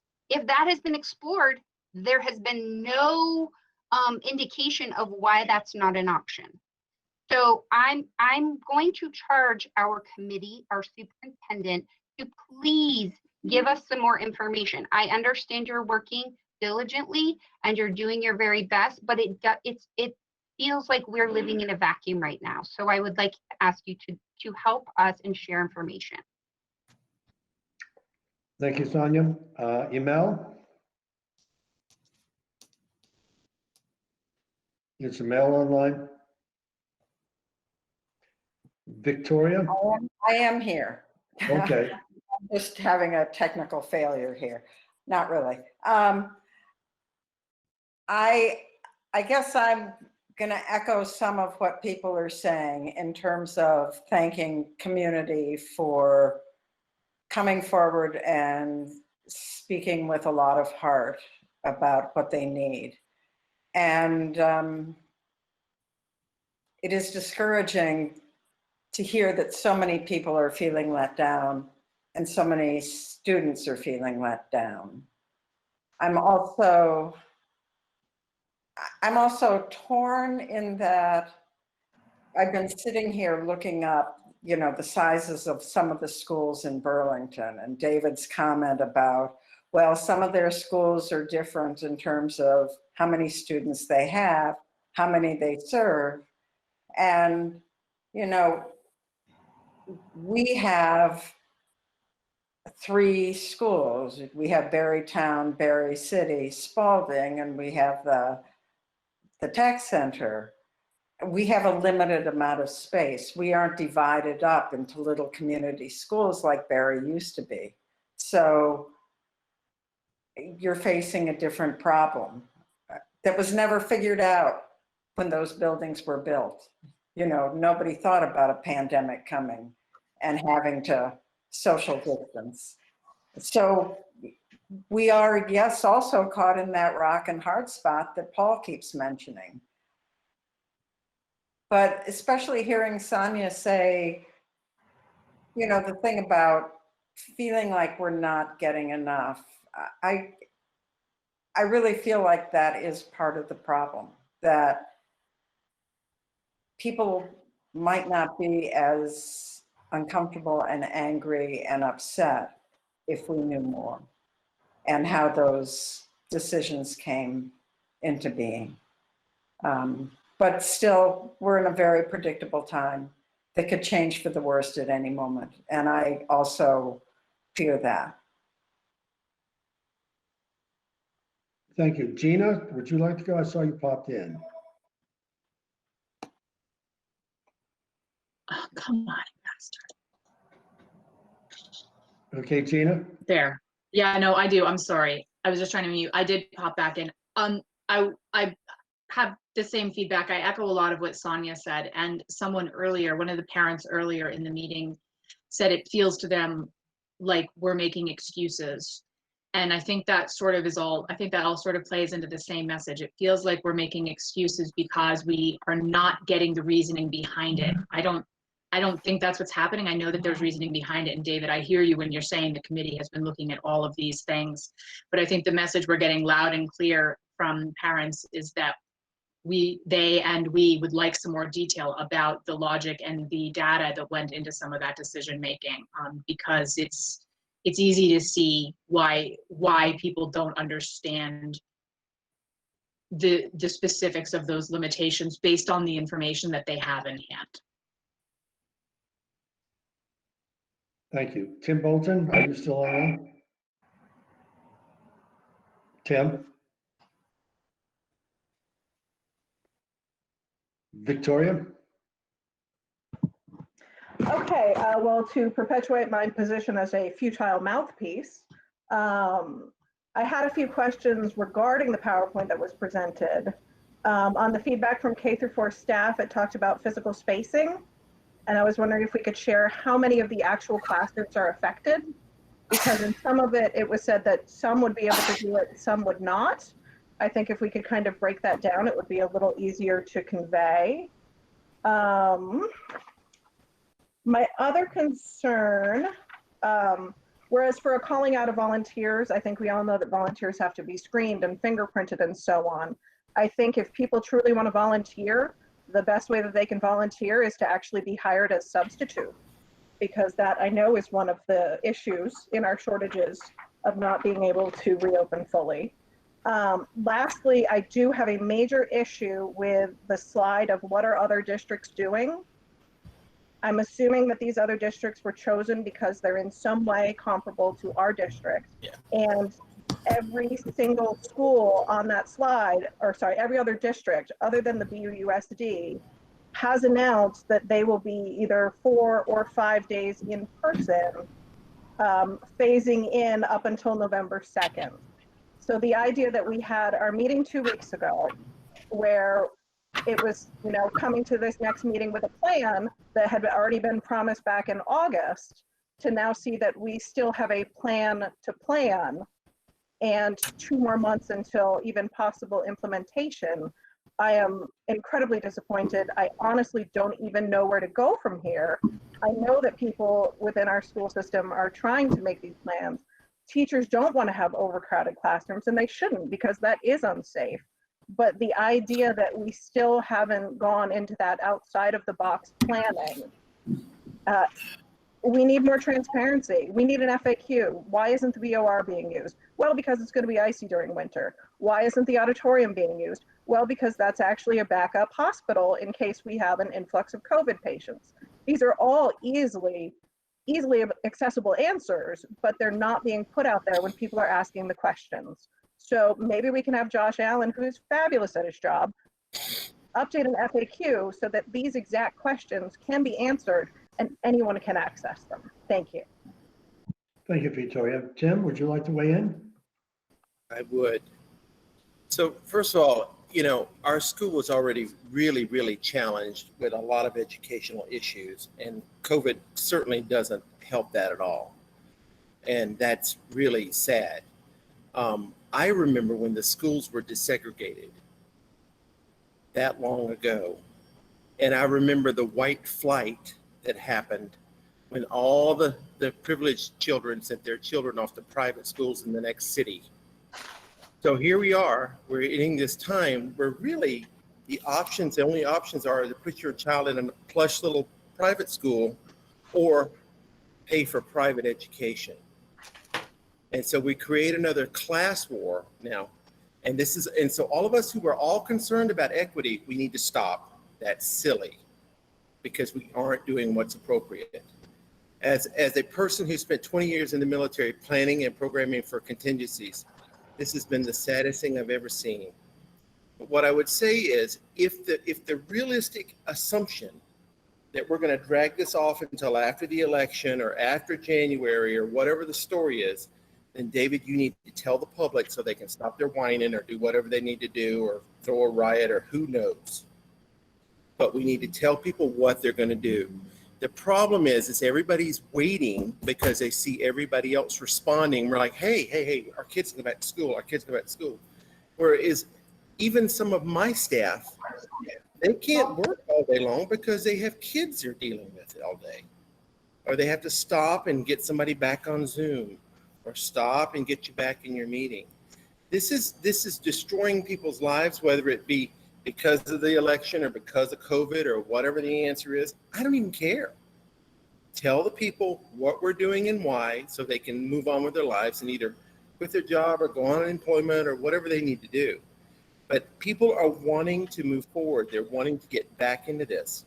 This is leading us nothing to a point because let's pretend that next year the schools go back to normal. So we're going to have a whole class of 7th graders who were educated by private educators and tutors and everybody else. And then we're going to end up with these kids that were homeschooled for a whole year. Good God, that is a nightmare waiting to happen.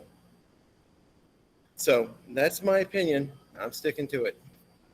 Thank you, Tim. All right, I think we need to move on to get to point 4, which is an easy thing to do, I would hope, which is the approval of minutes. And that's for September 24th, 2020. Do I have a motion to do the same? I will make a motion, Victoria. Is there a second? I'll second, Guy. Is there any discussion, deletions, additions, or changes? Then all those in favor, thumbs up. Email, yes. Alice, yes. Victoria, yes. Tim, yes. Gina, yes. Sonia, yes. Who am I missing? Giuliano, yes. Did I get everybody? Alice? Yep. And Sonia. Okay, and then chair votes yes, so that passes unanimously. May I interrupt a sec? David, could you put your presentation down? Oh, yes. Paul, can I ask a question? I never stopped you before. Well, I'm asking for permission. No, you go ahead. So I reading through the minutes, and we skipped over it today, and I don't know if there's anybody here under student voice, but I know that we had originally reading the minutes, it sounds like everyone was like, oh, that's just for student presentations. I want to be clear. I don't think that that should just be for student presentations. If students want to come and speak to the board, that's a spot for them to come and do that. If they have concerns, if they have suggestions, if they want to come and yell at us because we're not doing a great job, whatever the case might be, that's their chance to do that. And I would ask the administrators who are on this call, which I assume you're also on the call, but I can't see you right now, that you please share that with your students so that they know that they have a spot in the school board meeting that they can come and talk to us at any time. That's there for them whenever they need to. If they don't feel comfortable, they can obviously come with their parents, click in and Zoom in with their parents, but we would love to have more students come and address the board because this is why we do this every other week. And so if there are students out there that want to share an opinion, it's not just for student presentations. Sonia, just a question for you. Have you ever known me to go through the entire agenda and not skip at least one thing? No, so I guess that was it for tonight. I hope Right, so. Sonia, under Yes. student voice in the minutes, it says that Guy had queried regarding students' knowledge of this agenda item and regarding what has been done to notify students of this, that the standing agenda item exists. So I took that as Guy was asking for someone to start conveying to the students that they do have a voice, and it comes up at every meeting. So I was anticipating perhaps that some administrators were going to notify the students about it. Andrea, yes, I completely agree with you. I do think that that was Guy's intent. And I think my impression from the conversation after that was, no, that's just for student presentation. That's the way that I interpret it. I went back and watched the meeting, so I'm not just reading the minutes. I went back and listened to the conversation. So I want to task the administrators right now to please share with your students, any student in any grade, to come and speak to us if they would like to. That's their part of the agenda, to speak to us at any time. So now that we have that cleared up, everybody has a new marching order. Good. Central Office Report. Has everybody had an opportunity to read that? Do you have any questions on the Central Office Report? And David, do you have anything you wish to add to it? Thank you, Paul. Nothing more to add to the central office report. Okay, then hearing nothing, I'll move on to the Spalding High School. Everybody had an opportunity to read that report. Brenda, do you have anything you wish to add to that report? I just want to say congratulations to Andrea and David on David's wonderful achievement. Thank you. He's currently in the seniors meeting right now. Okay. I'm not sure I got all that, but that's okay. Penny, on the Central Vermont Career Center, you wish to add anything to the report? And does Yeah. anybody have any questions? Go ahead. Paul, I have nothing to add at this time. Thank you. Okay. Berry City Elementary School, everybody had an opportunity to read the report. Is there anything that the administrators would like to add? I have something I'd just like to add to the report. You saw that we have been selected by the New England Patriots Foundation as the sole Vermont school that they want to work with. A lot of kudos goes to Don Poitras, who really helped orchestrate this. We had yesterday the center named David Andrews, number 60 for the Patriots, who's on the all-decade team, starting center, who's now on injured reserve, meet with a group of fifth graders and do a Q&A session with them. And he's going to be reading to a group of second graders next Tuesday, and they're going to be working with us throughout the whole month of October. And the Patriots are making these connections with one school in each of the New England states, and Berry City Elementary Middle School is the one. So this is really, really a great thing for the kids. Sounds exciting. Yeah, they loved it. Barrytown Middle and Elementary School, everybody had an opportunity to read that report. Do either the principals wish to comment, add anything to it? Hi, Paul, this is Jen. Just wanted to share with the board that since writing the report, I am happy to share that we have filled the kindergarten long-term substitute position. We're very excited about that. However, the physical education position did not make this list, and that should be noted on there. Okay, very Erica, good. did you have anything? Yes, the literacy intervention, Jen, was that on the list? I don't have my paper in front of me. That is listed, yes. That is listed. And also, Chris, when can I come down and join the second graders for that reading? Because that's fantastic. Congratulations to Berry City. Hayden might have more details on that, but I believe it's they're working with us every Tuesday, so I think it's next Tuesday. Can I ask a quick question? Yes. Are students, Chris, for students that don't come on Tuesdays, are they able to log in to participate? This is what a very, very good question that's been asked of me. So when the Patriots reached out to us with this, it was kind of like, we're going to be there Tuesday. That's how it's going to work, probably because he's doing this with other schools or in the other states on the other days.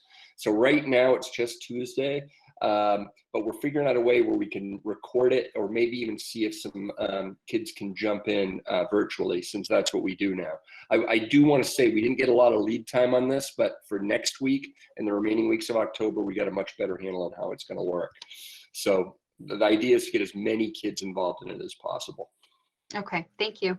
Yeah, great question. Okay, we're going to move on to the committee reports, and I believe the question I'm going to ask is for communications. Have we had a meeting since our last meeting for communications? No, we didn't. The communications committee meeting was changed to October 15th for October because of a conflict with the Vermont School Board's online piece. So we're moving our October meeting to October 15th, and we'll figure out what to do with the November 5th board. Thank you. Finance committee, did we have a meeting? Yes, we actually met on Tuesday, and we met for almost 2 hours. We discussed the FY22 budget deadline, and I'm going to give you guys some dates, so I want you to be ready for this. As we were looking at the date that we need to be able to finalize the budget, we need to have a special meeting on January 7th, a special board meeting to be able to finalize the budget, and have a regular meeting on the 14th of January. We also were looking at the calendar, and our meetings need to be moved around because of the way Christmas Eve and New Year's Eve fall. So we would recommend that we switch our meeting dates in December to the 3rd and the 17th, and then have a special board meeting on the 7th to approve the budget. So I'm putting that all on your radar, so you will have it and not be surprised by it when December rolls around. We talked about coordinated supply purchases. We're going to further discuss that in November. We did a discussion about special ed charges and revenue, and comparing, well, just like understanding how the different reports are filed. We will further discuss that in November. We followed up on solar management. Victoria did a fabulous job of compiling some bills and helped us to understand what we're saving, and things. Brought up a few more questions, but we think we've almost put our solar management questions to bed. We also did a quick follow-up on the CBID and where we are for next steps, and reviewed a memo about FEMA funding for COVID-19 funding, discussed FY22 and FY21 budgets, and you will be getting the minutes. I'm sure Andrea is working on them, but that's the short and long of it. Thank you. Facilities, transportation? We haven't met since the last board meeting. Our next meeting is next Monday, the 12th. And I'll jump right to policy 2. The same thing. We haven't met since the last meeting, and that meeting will be October 19th. Thank you, Giuliano. Appreciate that. Curriculum committee. Curriculum has not met since our last meeting, and we will be meeting October 27th. Thank you. Negotiations, we'll talk more about what's happened in that in the executive session part. But right now, there's no other meetings scheduled since the mediation meeting. Regional Advisory Board, next meeting I see is December 7th. Did I miss something? But we did meet on October 5th. Guy and I and Penny and appropriate guests were there. I'm sorry. That's twice for me. Yes, Guy? Just a quick correction. They had me down as a RAB board member in the minutes. I'm not. I was just a guest that day. So just to clarify that. Okay, Thank you, Guy. Okay, financials, everybody has in the packet. Are there any questions pertinent to those numbers?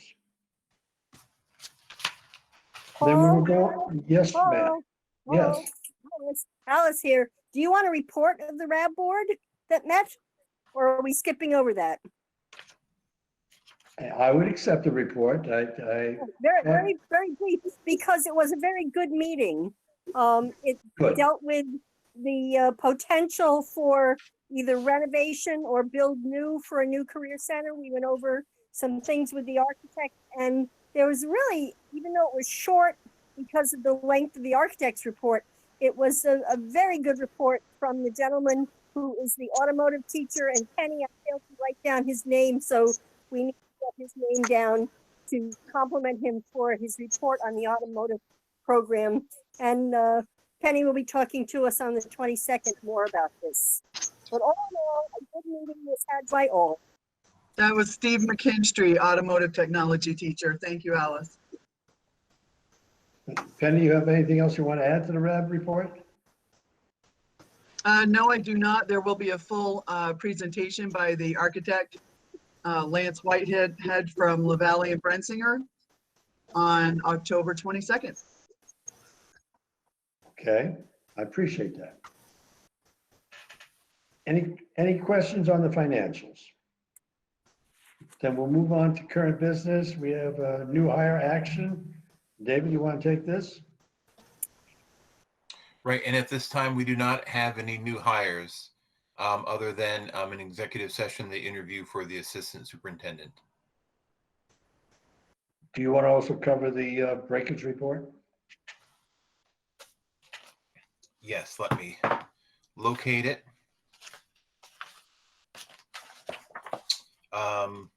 While I'm locating it, just to say, and the board can see it in the packet, that we have had good fortune to have, I believe the figure is over $400,000 in breakage.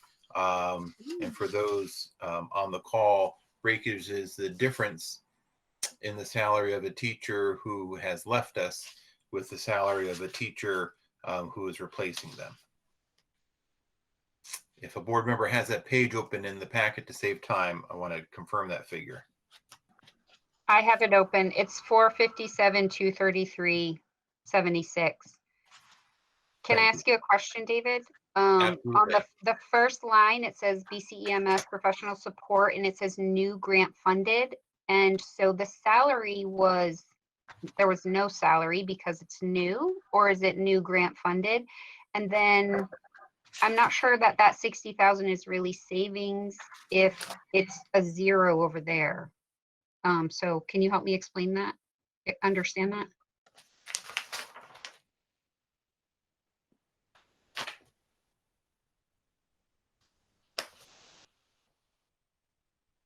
Yes.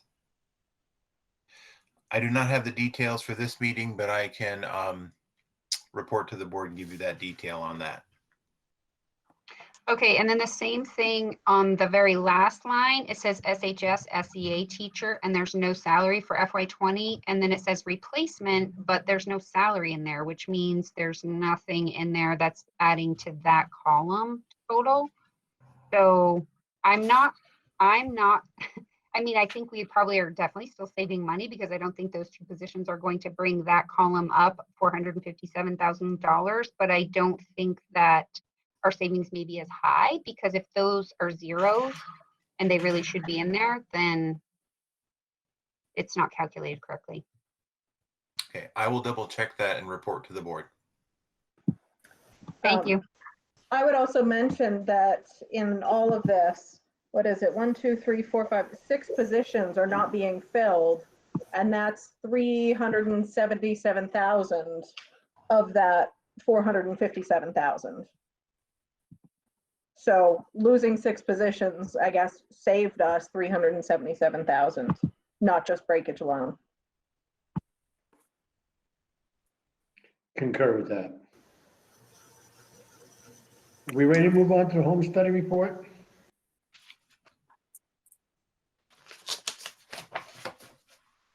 Everybody had an opportunity to look at that? Paul, for the home study, Tina Gilbert, my assistant, reviews the report from the state that comes monthly, and she reported the October data just came in, and there was one additional student in Barry City, one additional student in Barrytown, and I believe one less student at Spalding High School. Thank you. Any questions? Then we'll move on to 6.4. First reading, delegation of authority during the state of emergency due to COVID pandemic 19. This is A25.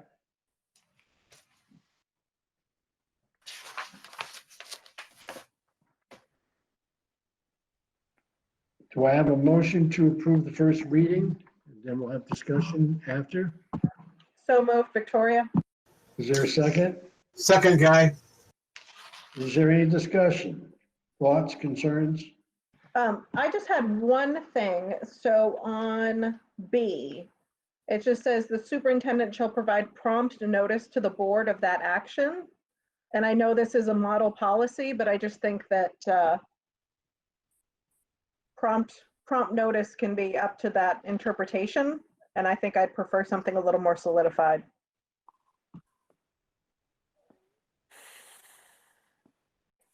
What would you recommend?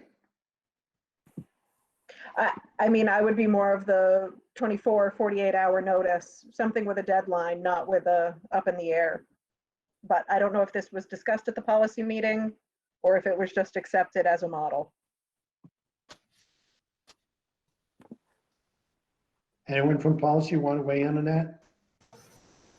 I can. It was not discussed at the policy meeting. But again, I go back to what Attorney Val Giacomo recommended in terms of trying to solidify our position as a board, and I guess I would stand on that.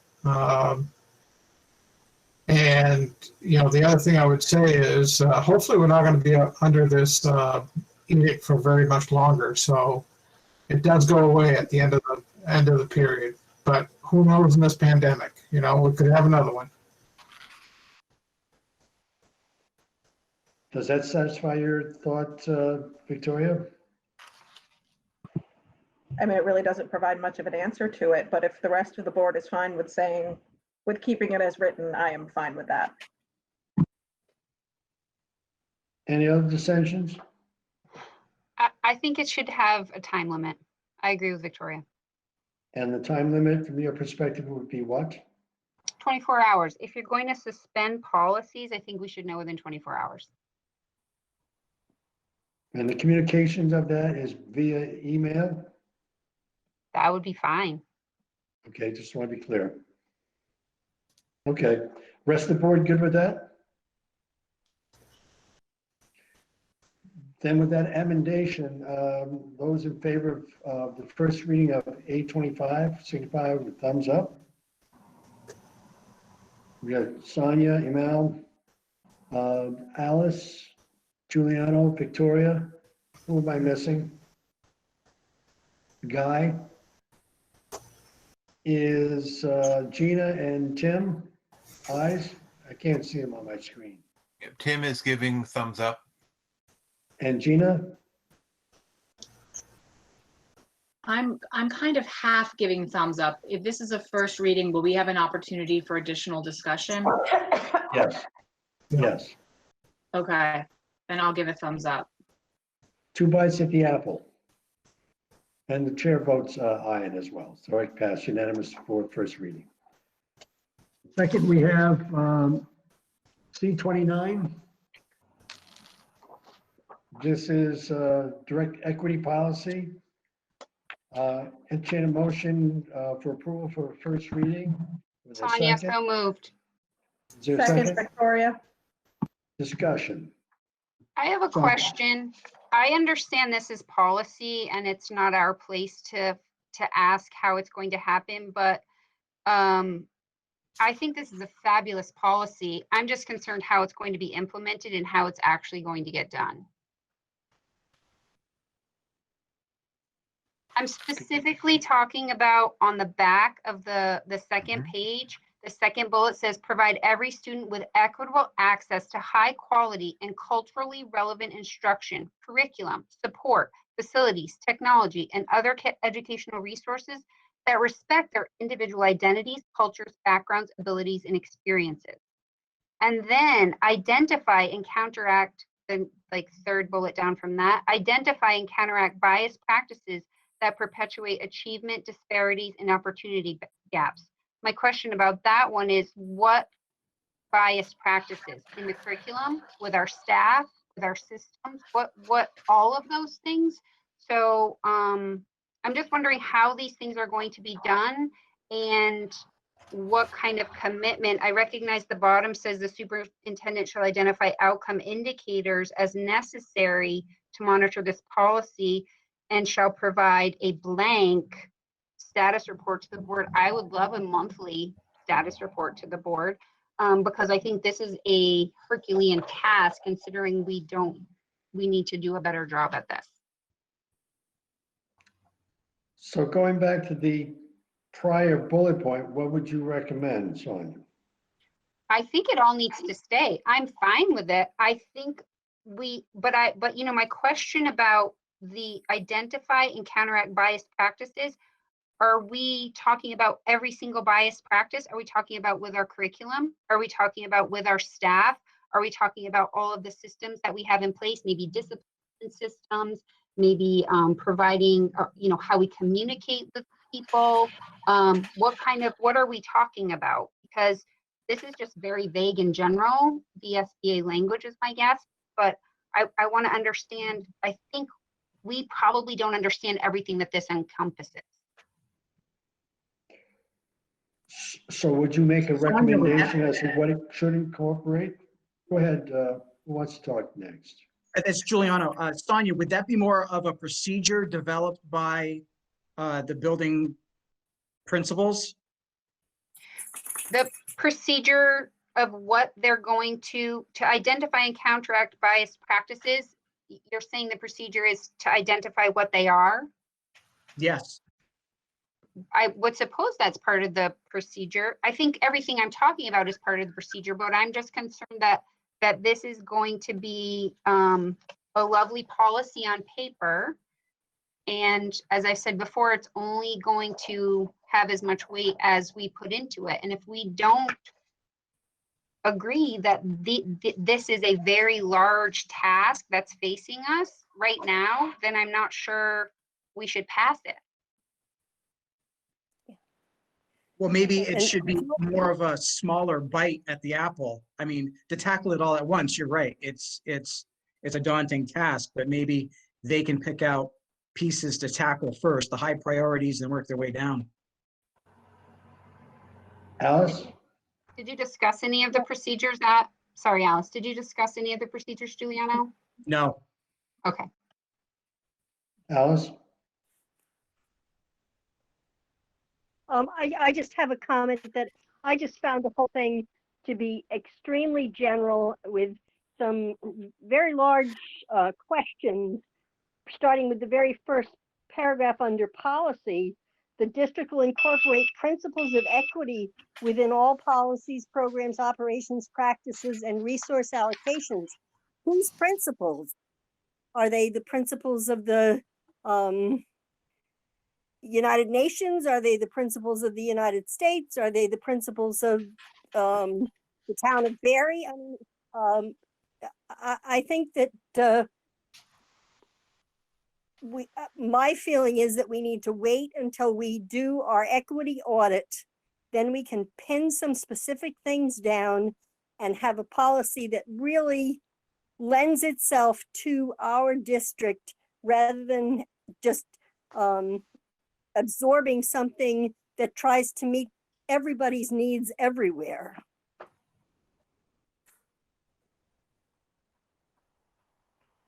Okay. So we have a motion to approve this on the floor. Do we want to take a vote right now? Those in favor, thumbs up. But Paul, this is just a first reading, correct? That's first reading, that's correct. All three of these will be first readings. And we'll have time when we get to our next meeting to digest more of this. Sonia's yes, Jill's yes. Go ahead, Alice. Well, is this going back to the policy committee for further discussion, or what's the situation? I'm not sure. Okay. Anybody? Paul, Can I- once you've approved this policy as a first reading, you've pretty much approved it as it is. If you want to send it back to the policy committee, then you should probably withdraw your motion to approve it if you want more work done on it. I mean, generally, if you're approving it, you are approving what is in front of you. So, Okay, I would also add that we've tabled this. This will be the second time we've tabled this for that purpose. so can I make a suggestion that in light of the fact that we're having an interview with an assistant superintendent in charge of curriculum and instruction, I don't remember the title, I'm sorry. And I would assume that that person will help with some of this. Could we just table this until the next time for first reading?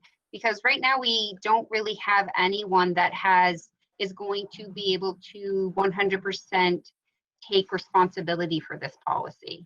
Because the superintendent is already running the schools and partly responsible for curriculum, but I'm concerned that this is going to just be a piece of paper that looks great and it's not going to get done. So do we want to withdraw the motion? I'll withdraw the motion. I Is there- made it. And concurrence with the second? I'll second that. No, I meant the person who made the second. No. Victoria. Yes, Victoria. yes, I am fine with the withdrawal. Then this is tabled to a time not determined in the future. So can I ask the policy committee to please maybe flesh out what some of the questions are that we have and also put in something for the blank on that last line? Please. Will do.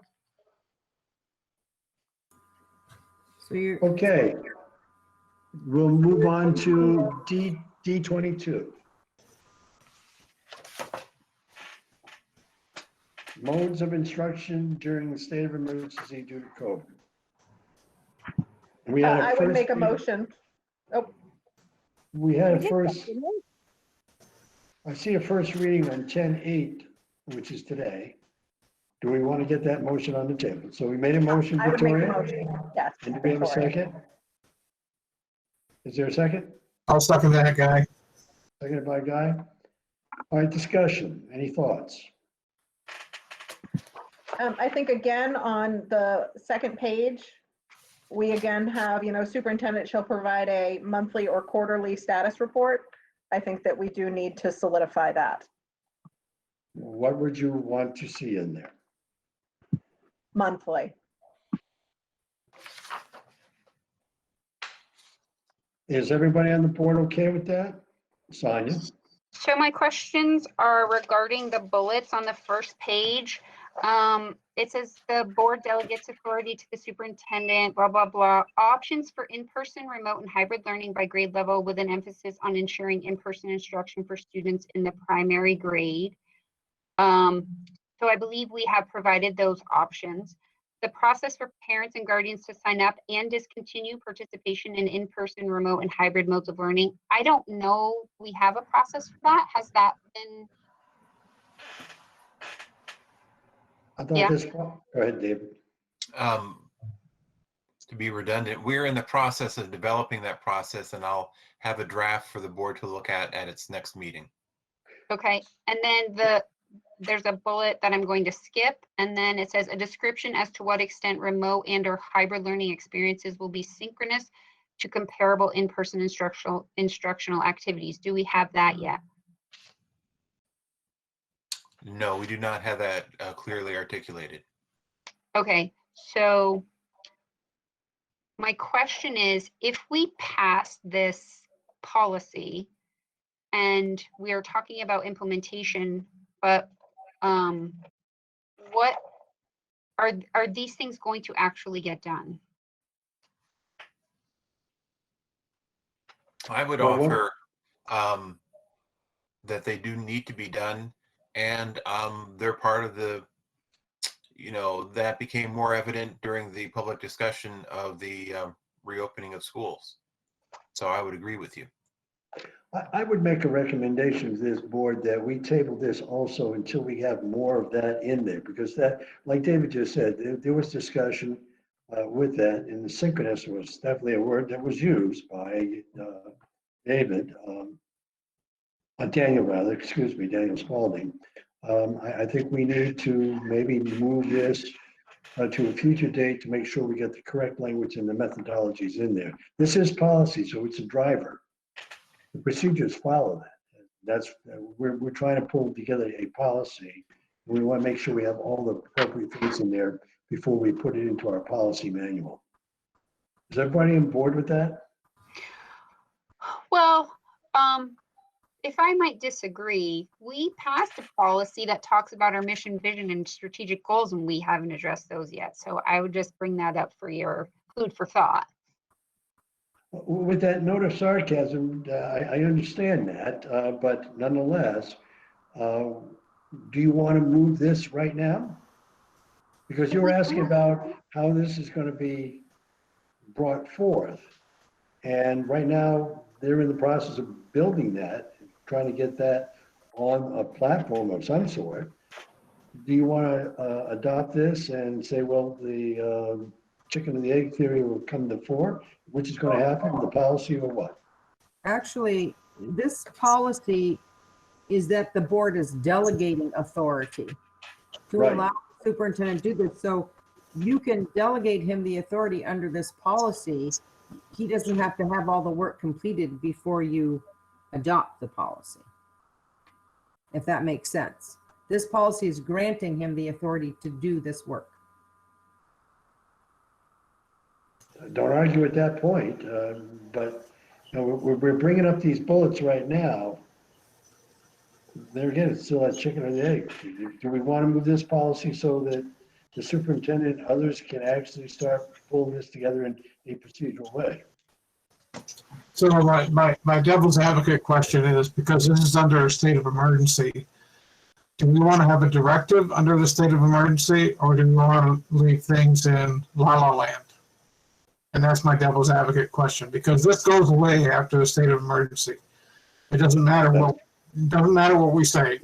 It goes away. So, and I go back to, I think, John Belson-Giacomo's piece, which was, you know, what these things do is they offer clarity, and they put it on somebody's shoulders, which is our CEO.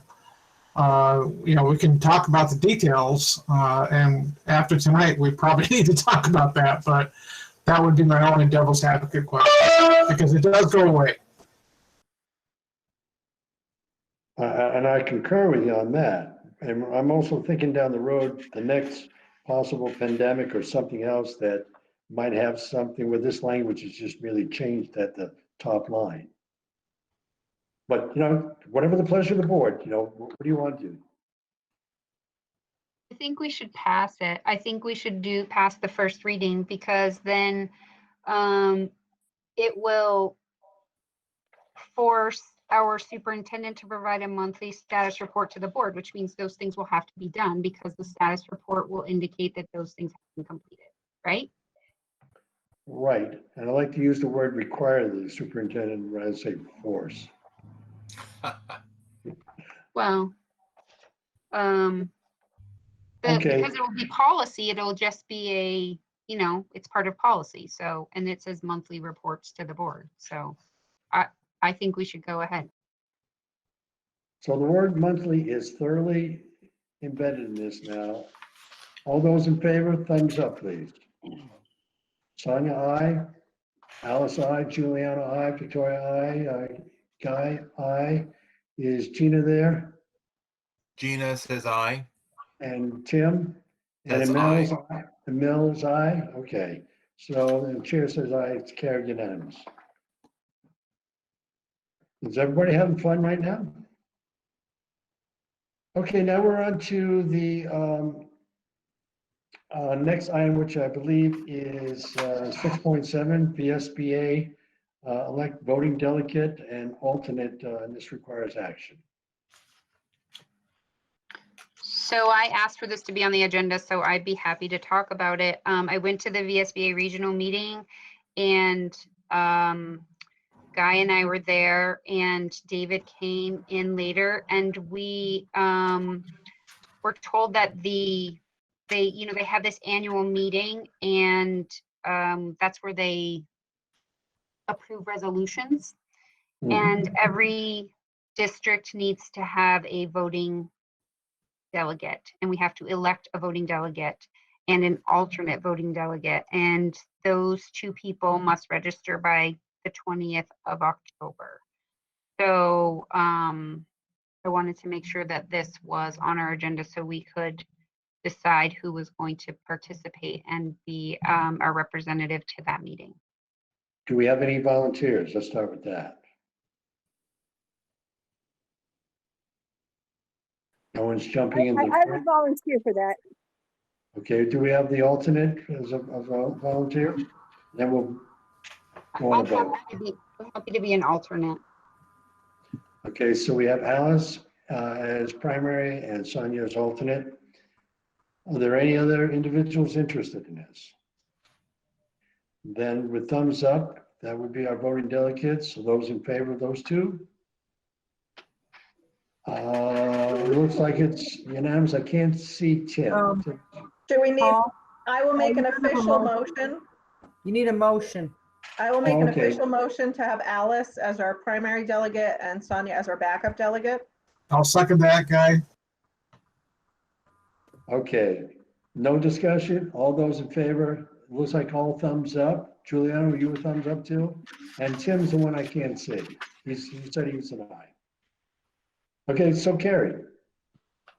Now we're down to, we don't need to do 7.1 on the school reopening update, do we? No, We've already had that, I don't think. Anybody want to go through this again? Enrollment update, hybrid virtual academy. Any questions on that? Yeah, I do. The average size of the classrooms for Berry City and Berry Town for K through 8, are those split into 2 days? So if for, let's say for the kindergarten, Berry City, average size of the class is 14.2, does that mean on any given day there are 7 students in the classroom? Because they're split? That is correct. Okay.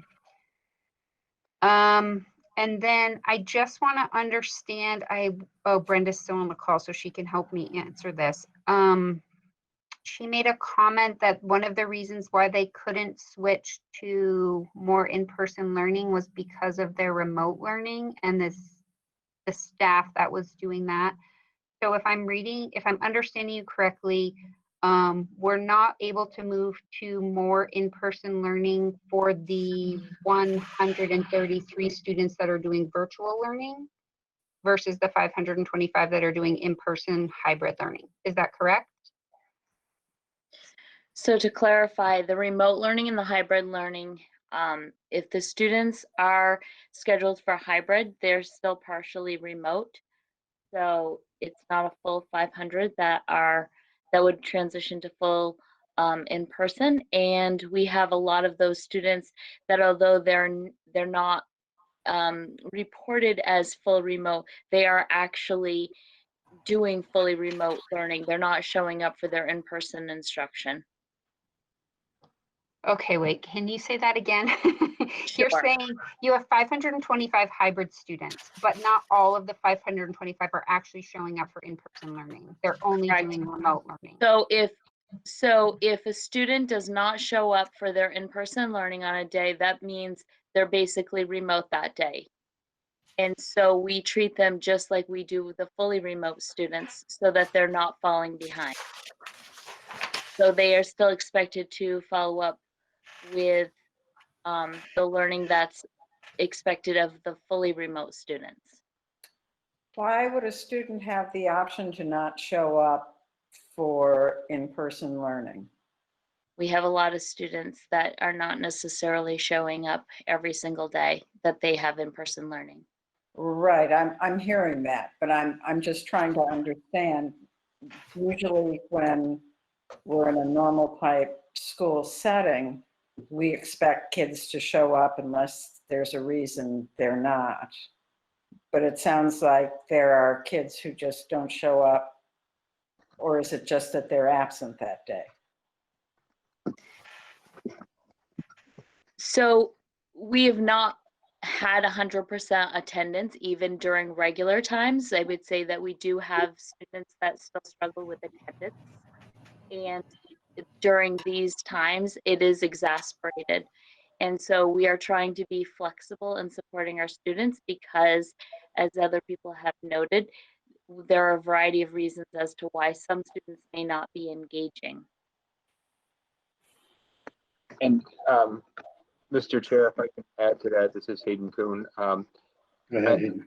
I want people to remember too, part of the attendance issues we're having is the screening process, because in the past, if a child had, say, a sore throat, they could come to school, and now they're having to stay home.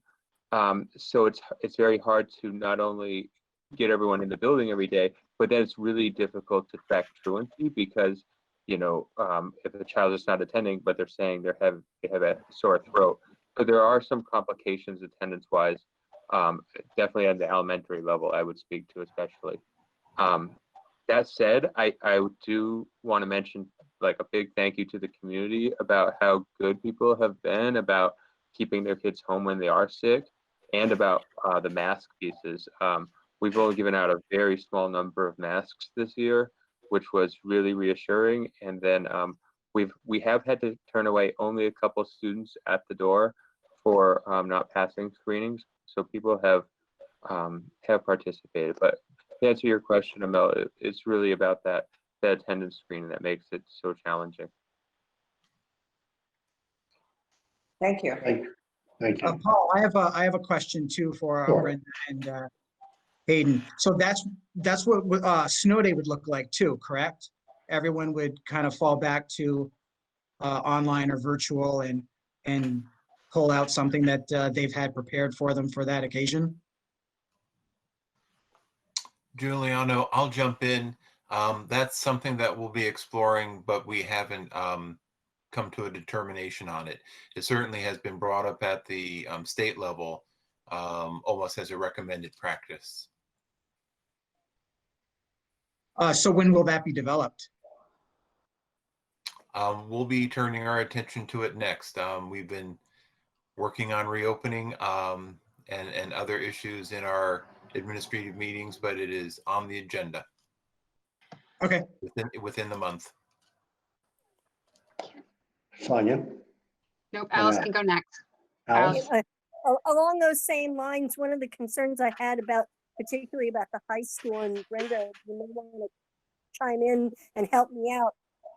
As winter comes on and students are responsible for their own transportation at the various times during the day, particularly the high school,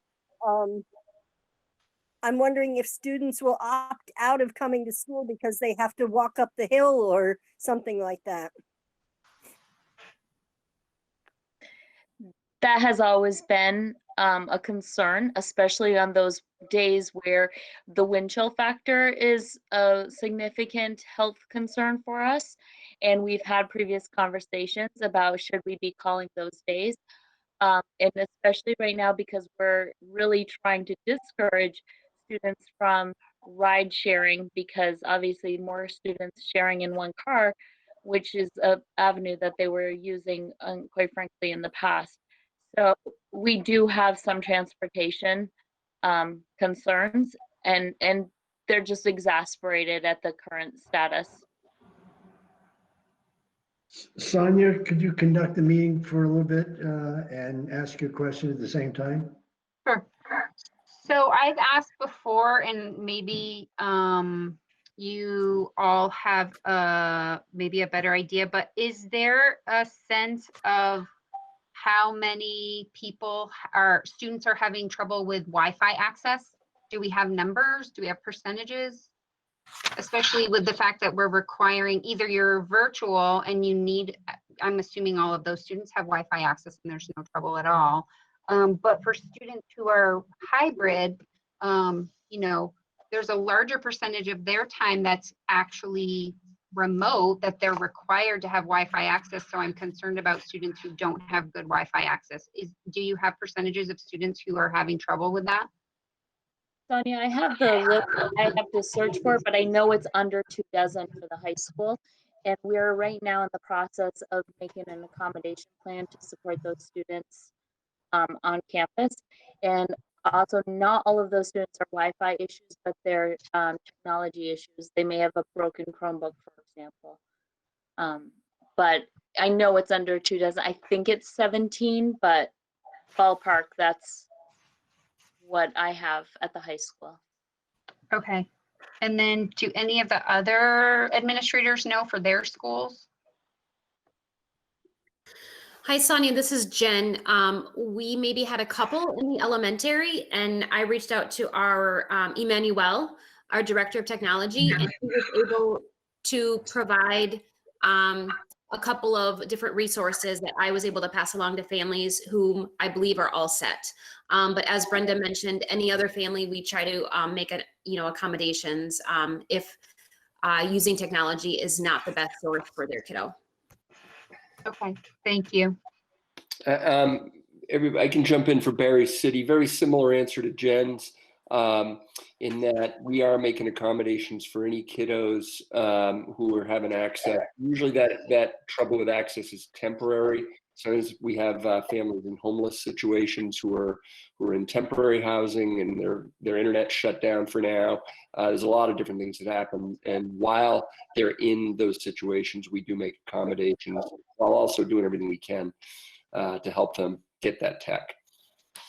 But the numbers, Sonia, more pointedly to your question, are relatively low. Okay. And Sonia, I just looked up, found my list. It's 12. Okay.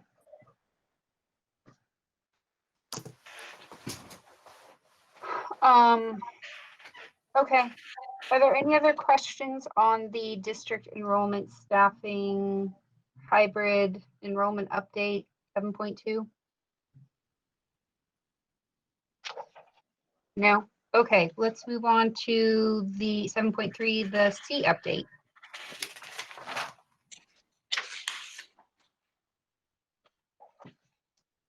Anyone? Jason, I saw Jason on here. I'm Jason, would you like to here. tell us? So without Jamie and Lisa here, I don't have all the information. We met about a week ago with David Lauren and kind of reviewed where things were at. And at that time, there was still, excuse me, waiting on a fire prevention permit, which was holding up the building permit. And that was the last thing that was needed to be in place for us to give the go-ahead for Peak Construction to contract their subcontractors and start mobilizing their company. That is something where Jamie gets notified about that, so I don't know exactly where we're at with that at this point, but a week ago that was where we're at, and it was expected within, the state had been mentioning for that it would be a day or two, but they had said that a couple different times leading up to that time frame. So I'm not exactly sure where we're at with that. So Jason, can I interrupt you? If you don't mind, I'd like to jump in, and you may not have seen this email that came through today. So Jamie sent a letter to Lisa and the architects and everyone involved in that way, saying that all of the paperwork is in hand. I know myself, I've signed the contract and the go-ahead order. So we are looking for an anticipated start date and official groundbreaking. So we've moved farther along. Actually, there was a headline in the Times Argus today, so it's even going to be going ahead before groundbreaking, from what I hear. That is correct.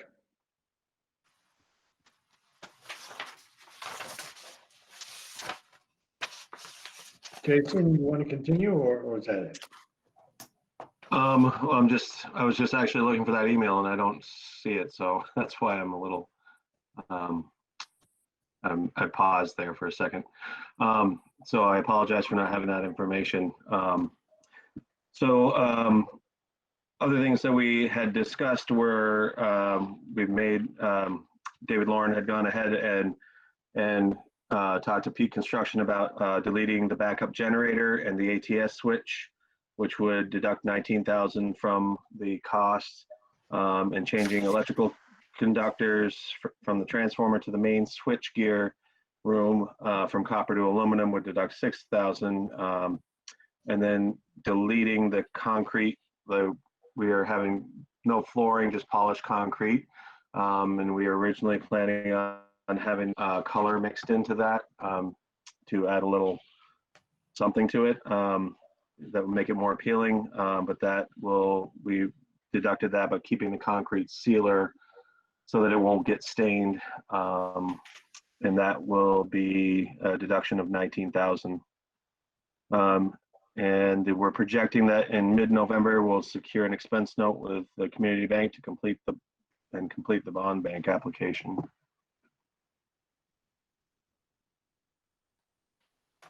Thank you. Any questions for Jason? Okay. Thank you, Jason. Thank you. FY 22 budget development update.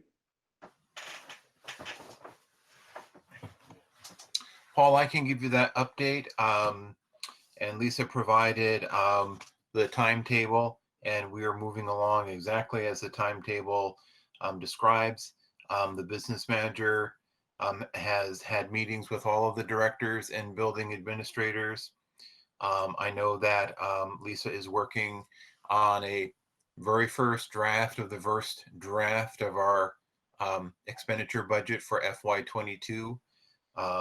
So she'll continue her work on that, but budget development is going as planned. Any questions? Then move on to 7.5, which is the vision, mission, and strategic goals, was a place marker. Sonia? No, I just meant we took it off. Okay, well, we put in a 7.6 for you as well. You're on mute. Oh, okay. So are we moving on to 7.6 parent communication? Yes. Oh, excellent. Okay. So I got an email that I shared with the board that a parent had emailed, and she, in a subsequent email, said she wasn't really concerned about getting emails back, but she's heard from other parents that they're not getting emails. And as a parent who has emailed people in the past and not gotten responses, I feel that that's not okay. And I think we need to do something to make sure that we are replying to parents. I'm not saying we need to tell them what they want to hear. I'm not saying we need to, write some long, dissertation, but I think that we should communicate in a timely manner back to parents when they communicate to us. And so I would just like to put it out there that I think we need to do something different. Okay. Any other thoughts? I know, David, you've been tasked with the initial contacts as they come in, and I believe you've been contacting a large number of these, and I've been making calls and contacts. Is there anything else? We've been getting a larger number of these, and you're right. It does take a little bit of process, but the chain of command that we've been using has been administrative, and also the chair of the board should be the ones responding to this. And I've been talking to Dave about this several times, so I assume that's still getting done. Am I correct, Dave? That's correct, but Sonia, it's a very good point, an important point. I share a lot of the responsibility for this as part of the superintendent's job, but also your comment made me think of how many points of contact there are and how as an administrative team, we could set expectations for ourselves about the timeliness of responding to parent emails. Because it may have been to me, it may have been to a principal, it may have been to someone else. But I agree that it needs to be timely. So we need to make that part of our, reinforce that operating procedure. Also, I would say that I appreciate the board's work on chain of command.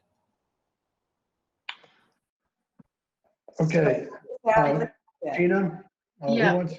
I think I said something to this effect last time too, but it would be helpful when the board is copied on those emails. I don't know if the response necessarily needs to go to the entire board, and it might not be appropriate for it to do so, but it would be helpful if we got some kind of notification that that parent had been addressed. It'd be helpful if that communication loop could be closed, just so we know that that people are getting responses. Okay. Are there any privacy concerns here? Because if someone writes directly to the superintendent, it's not really a need to know thing on the part of the board. So if he is divulging names of parents and students, you could have an issue. No, Andrea, I'm going to jump in. It's when the parent is writing to all of us.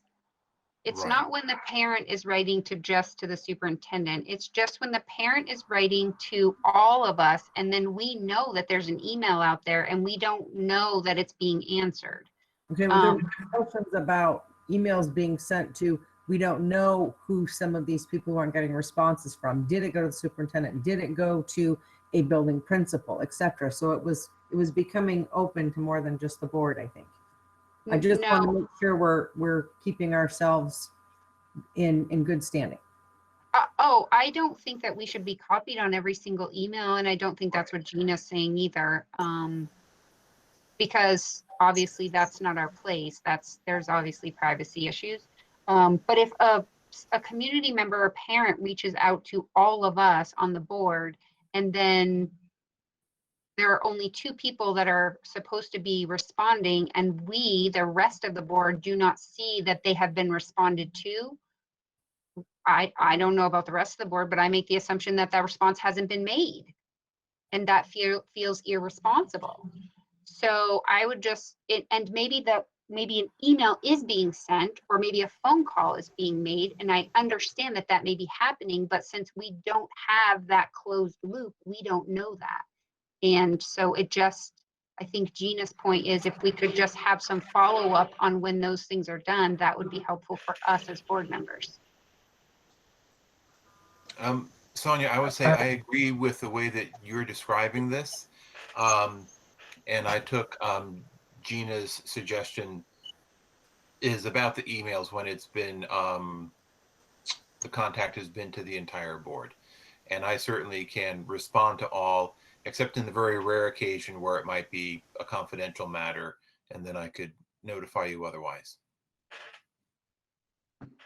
Okay. Yeah, and I appreciate that. And because it's been an extreme situation. I mean, obviously we've had a lot of emails, but it's extremely important. I think all of us have connections on some level. And so I violated early on, before we talked about this, responding, personally. I don't want to have to do that. I mean, I'm more than happy to do it. But I think it's important that we have a consistent message. And again, appreciate the fact that people are contacting us. And so we need to reciprocate. Okay. I think we've smashed that enough. Roundtable and other business. Is there any other business to come before the board? Roundtable. Who wants to go first? Sonia, you're in the top left hand I would corner. love to go first. I have a question about, because there was some conversation, I thought that there was something about a parent survey. Is there a parent survey that is going out, or has a parent survey gone out? No, that's a action that the reopening committee will take, and we'll be taking it up soon. And also taking in the feedback from public comment tonight to help form those questions. Could I also ask that we add a student survey to that as well? Yes, actually, thank you again. And I noted that particularly for middle and high school students who can fill the survey out themselves. The other thing I wonder is, would, after going to the VSBA meeting, and you were there, David, the Montpelier High School, I remember, I think it was the superintendent noted, or I don't remember, maybe it was the chair of the board, noted that they had parents on the committee. They had some stakeholders in on that. And I wonder if it would be helpful to have, you know, an elementary parent, a middle school parent, a high school parent to participate. If you could find maybe people who have been very vocal, maybe would be willing to participate at some level on that committee, then you could have some parent voice on the committee instead of necessarily waiting. And they would also be able to share maybe with parents and be a little bit of a liaison. Good suggestion. We can implement that. Anything else, Sonia?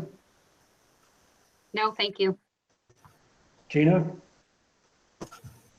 No? Juliana? Juliana? Nope, I have nothing. Let's see, Tim? Nothing? Victoria? Nothing, thank you. Alice? Nope, I'm good. Emel? No, I'm good too. And I've said enough tonight too. Okay, we move on to future agenda items, feedback on the IEP students. And how they're doing. We listened to Stacy Anderson. She was supposed to give us a report on the 22nd. Even though she was in attendance right now, there was a change in her schedule.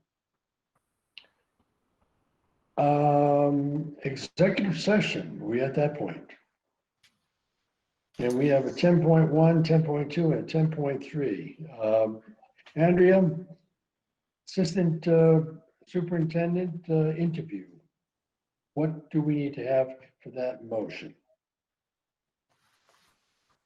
Okay, can you hear me? It said I lost my connection. Yep, you're good. Okay, so because you've got the labor relations, first off, you're going to have 2 issues proposed for executive session, or did you actually had 3, didn't you? Or were you combining the 2? No, you had 3. So you have 3 items proposed. One is the Assistant Superintendent of Instruction interview, labor relations agreements, contract negotiations, and then a memorandum of understanding for labor negotiations.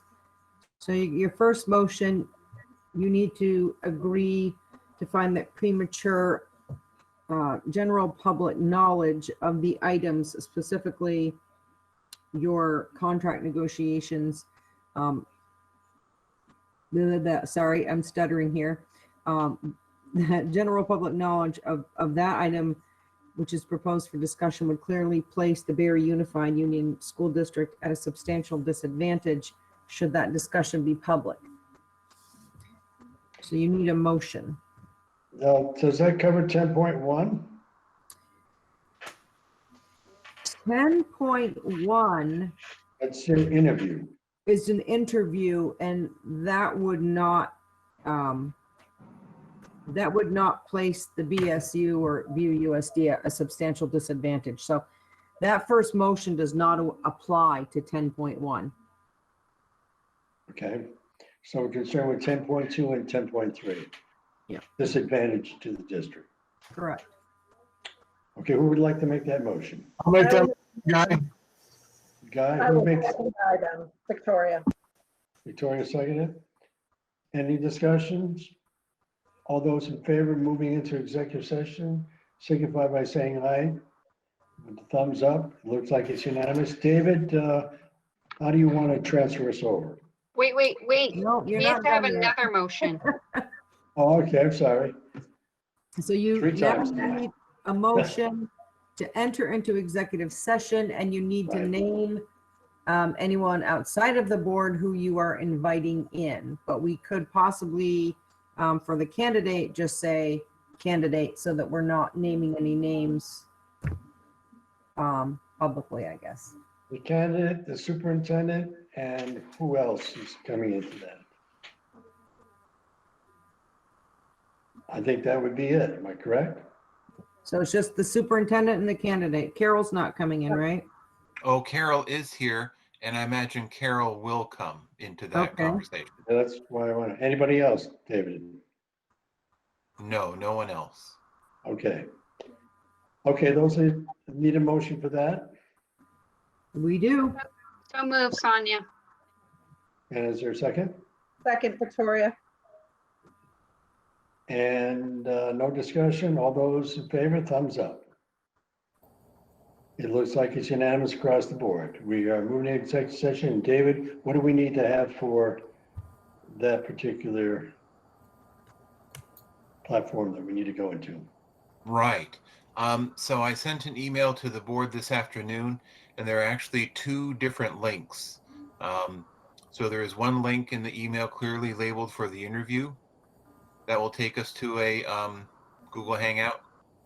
And then when we're ready to talk about the labor relation issues, there's a different separate Hangout. So do we have to sign out of each executive session? Like we do the interview one and then we sign out of that, like we're gonna sign out of this and sign back in? That's correct, because we wanted it to be really clean that the executive session for the labor issues were only sent out to the school board. Okay, I don't have that link right now, but can you resend that real quick? I sure can. I will resend that email out to the board right now. And we're going to the interview first, correct? That's correct. That's right. And the candidate is ready. I will let the candidate know to join that link. Okay, so it's a single candidate? Correct. Okay. And Victoria, you will do the honors of providing me with the follow-up information? Absolutely. Thank you, ma'am. Okay.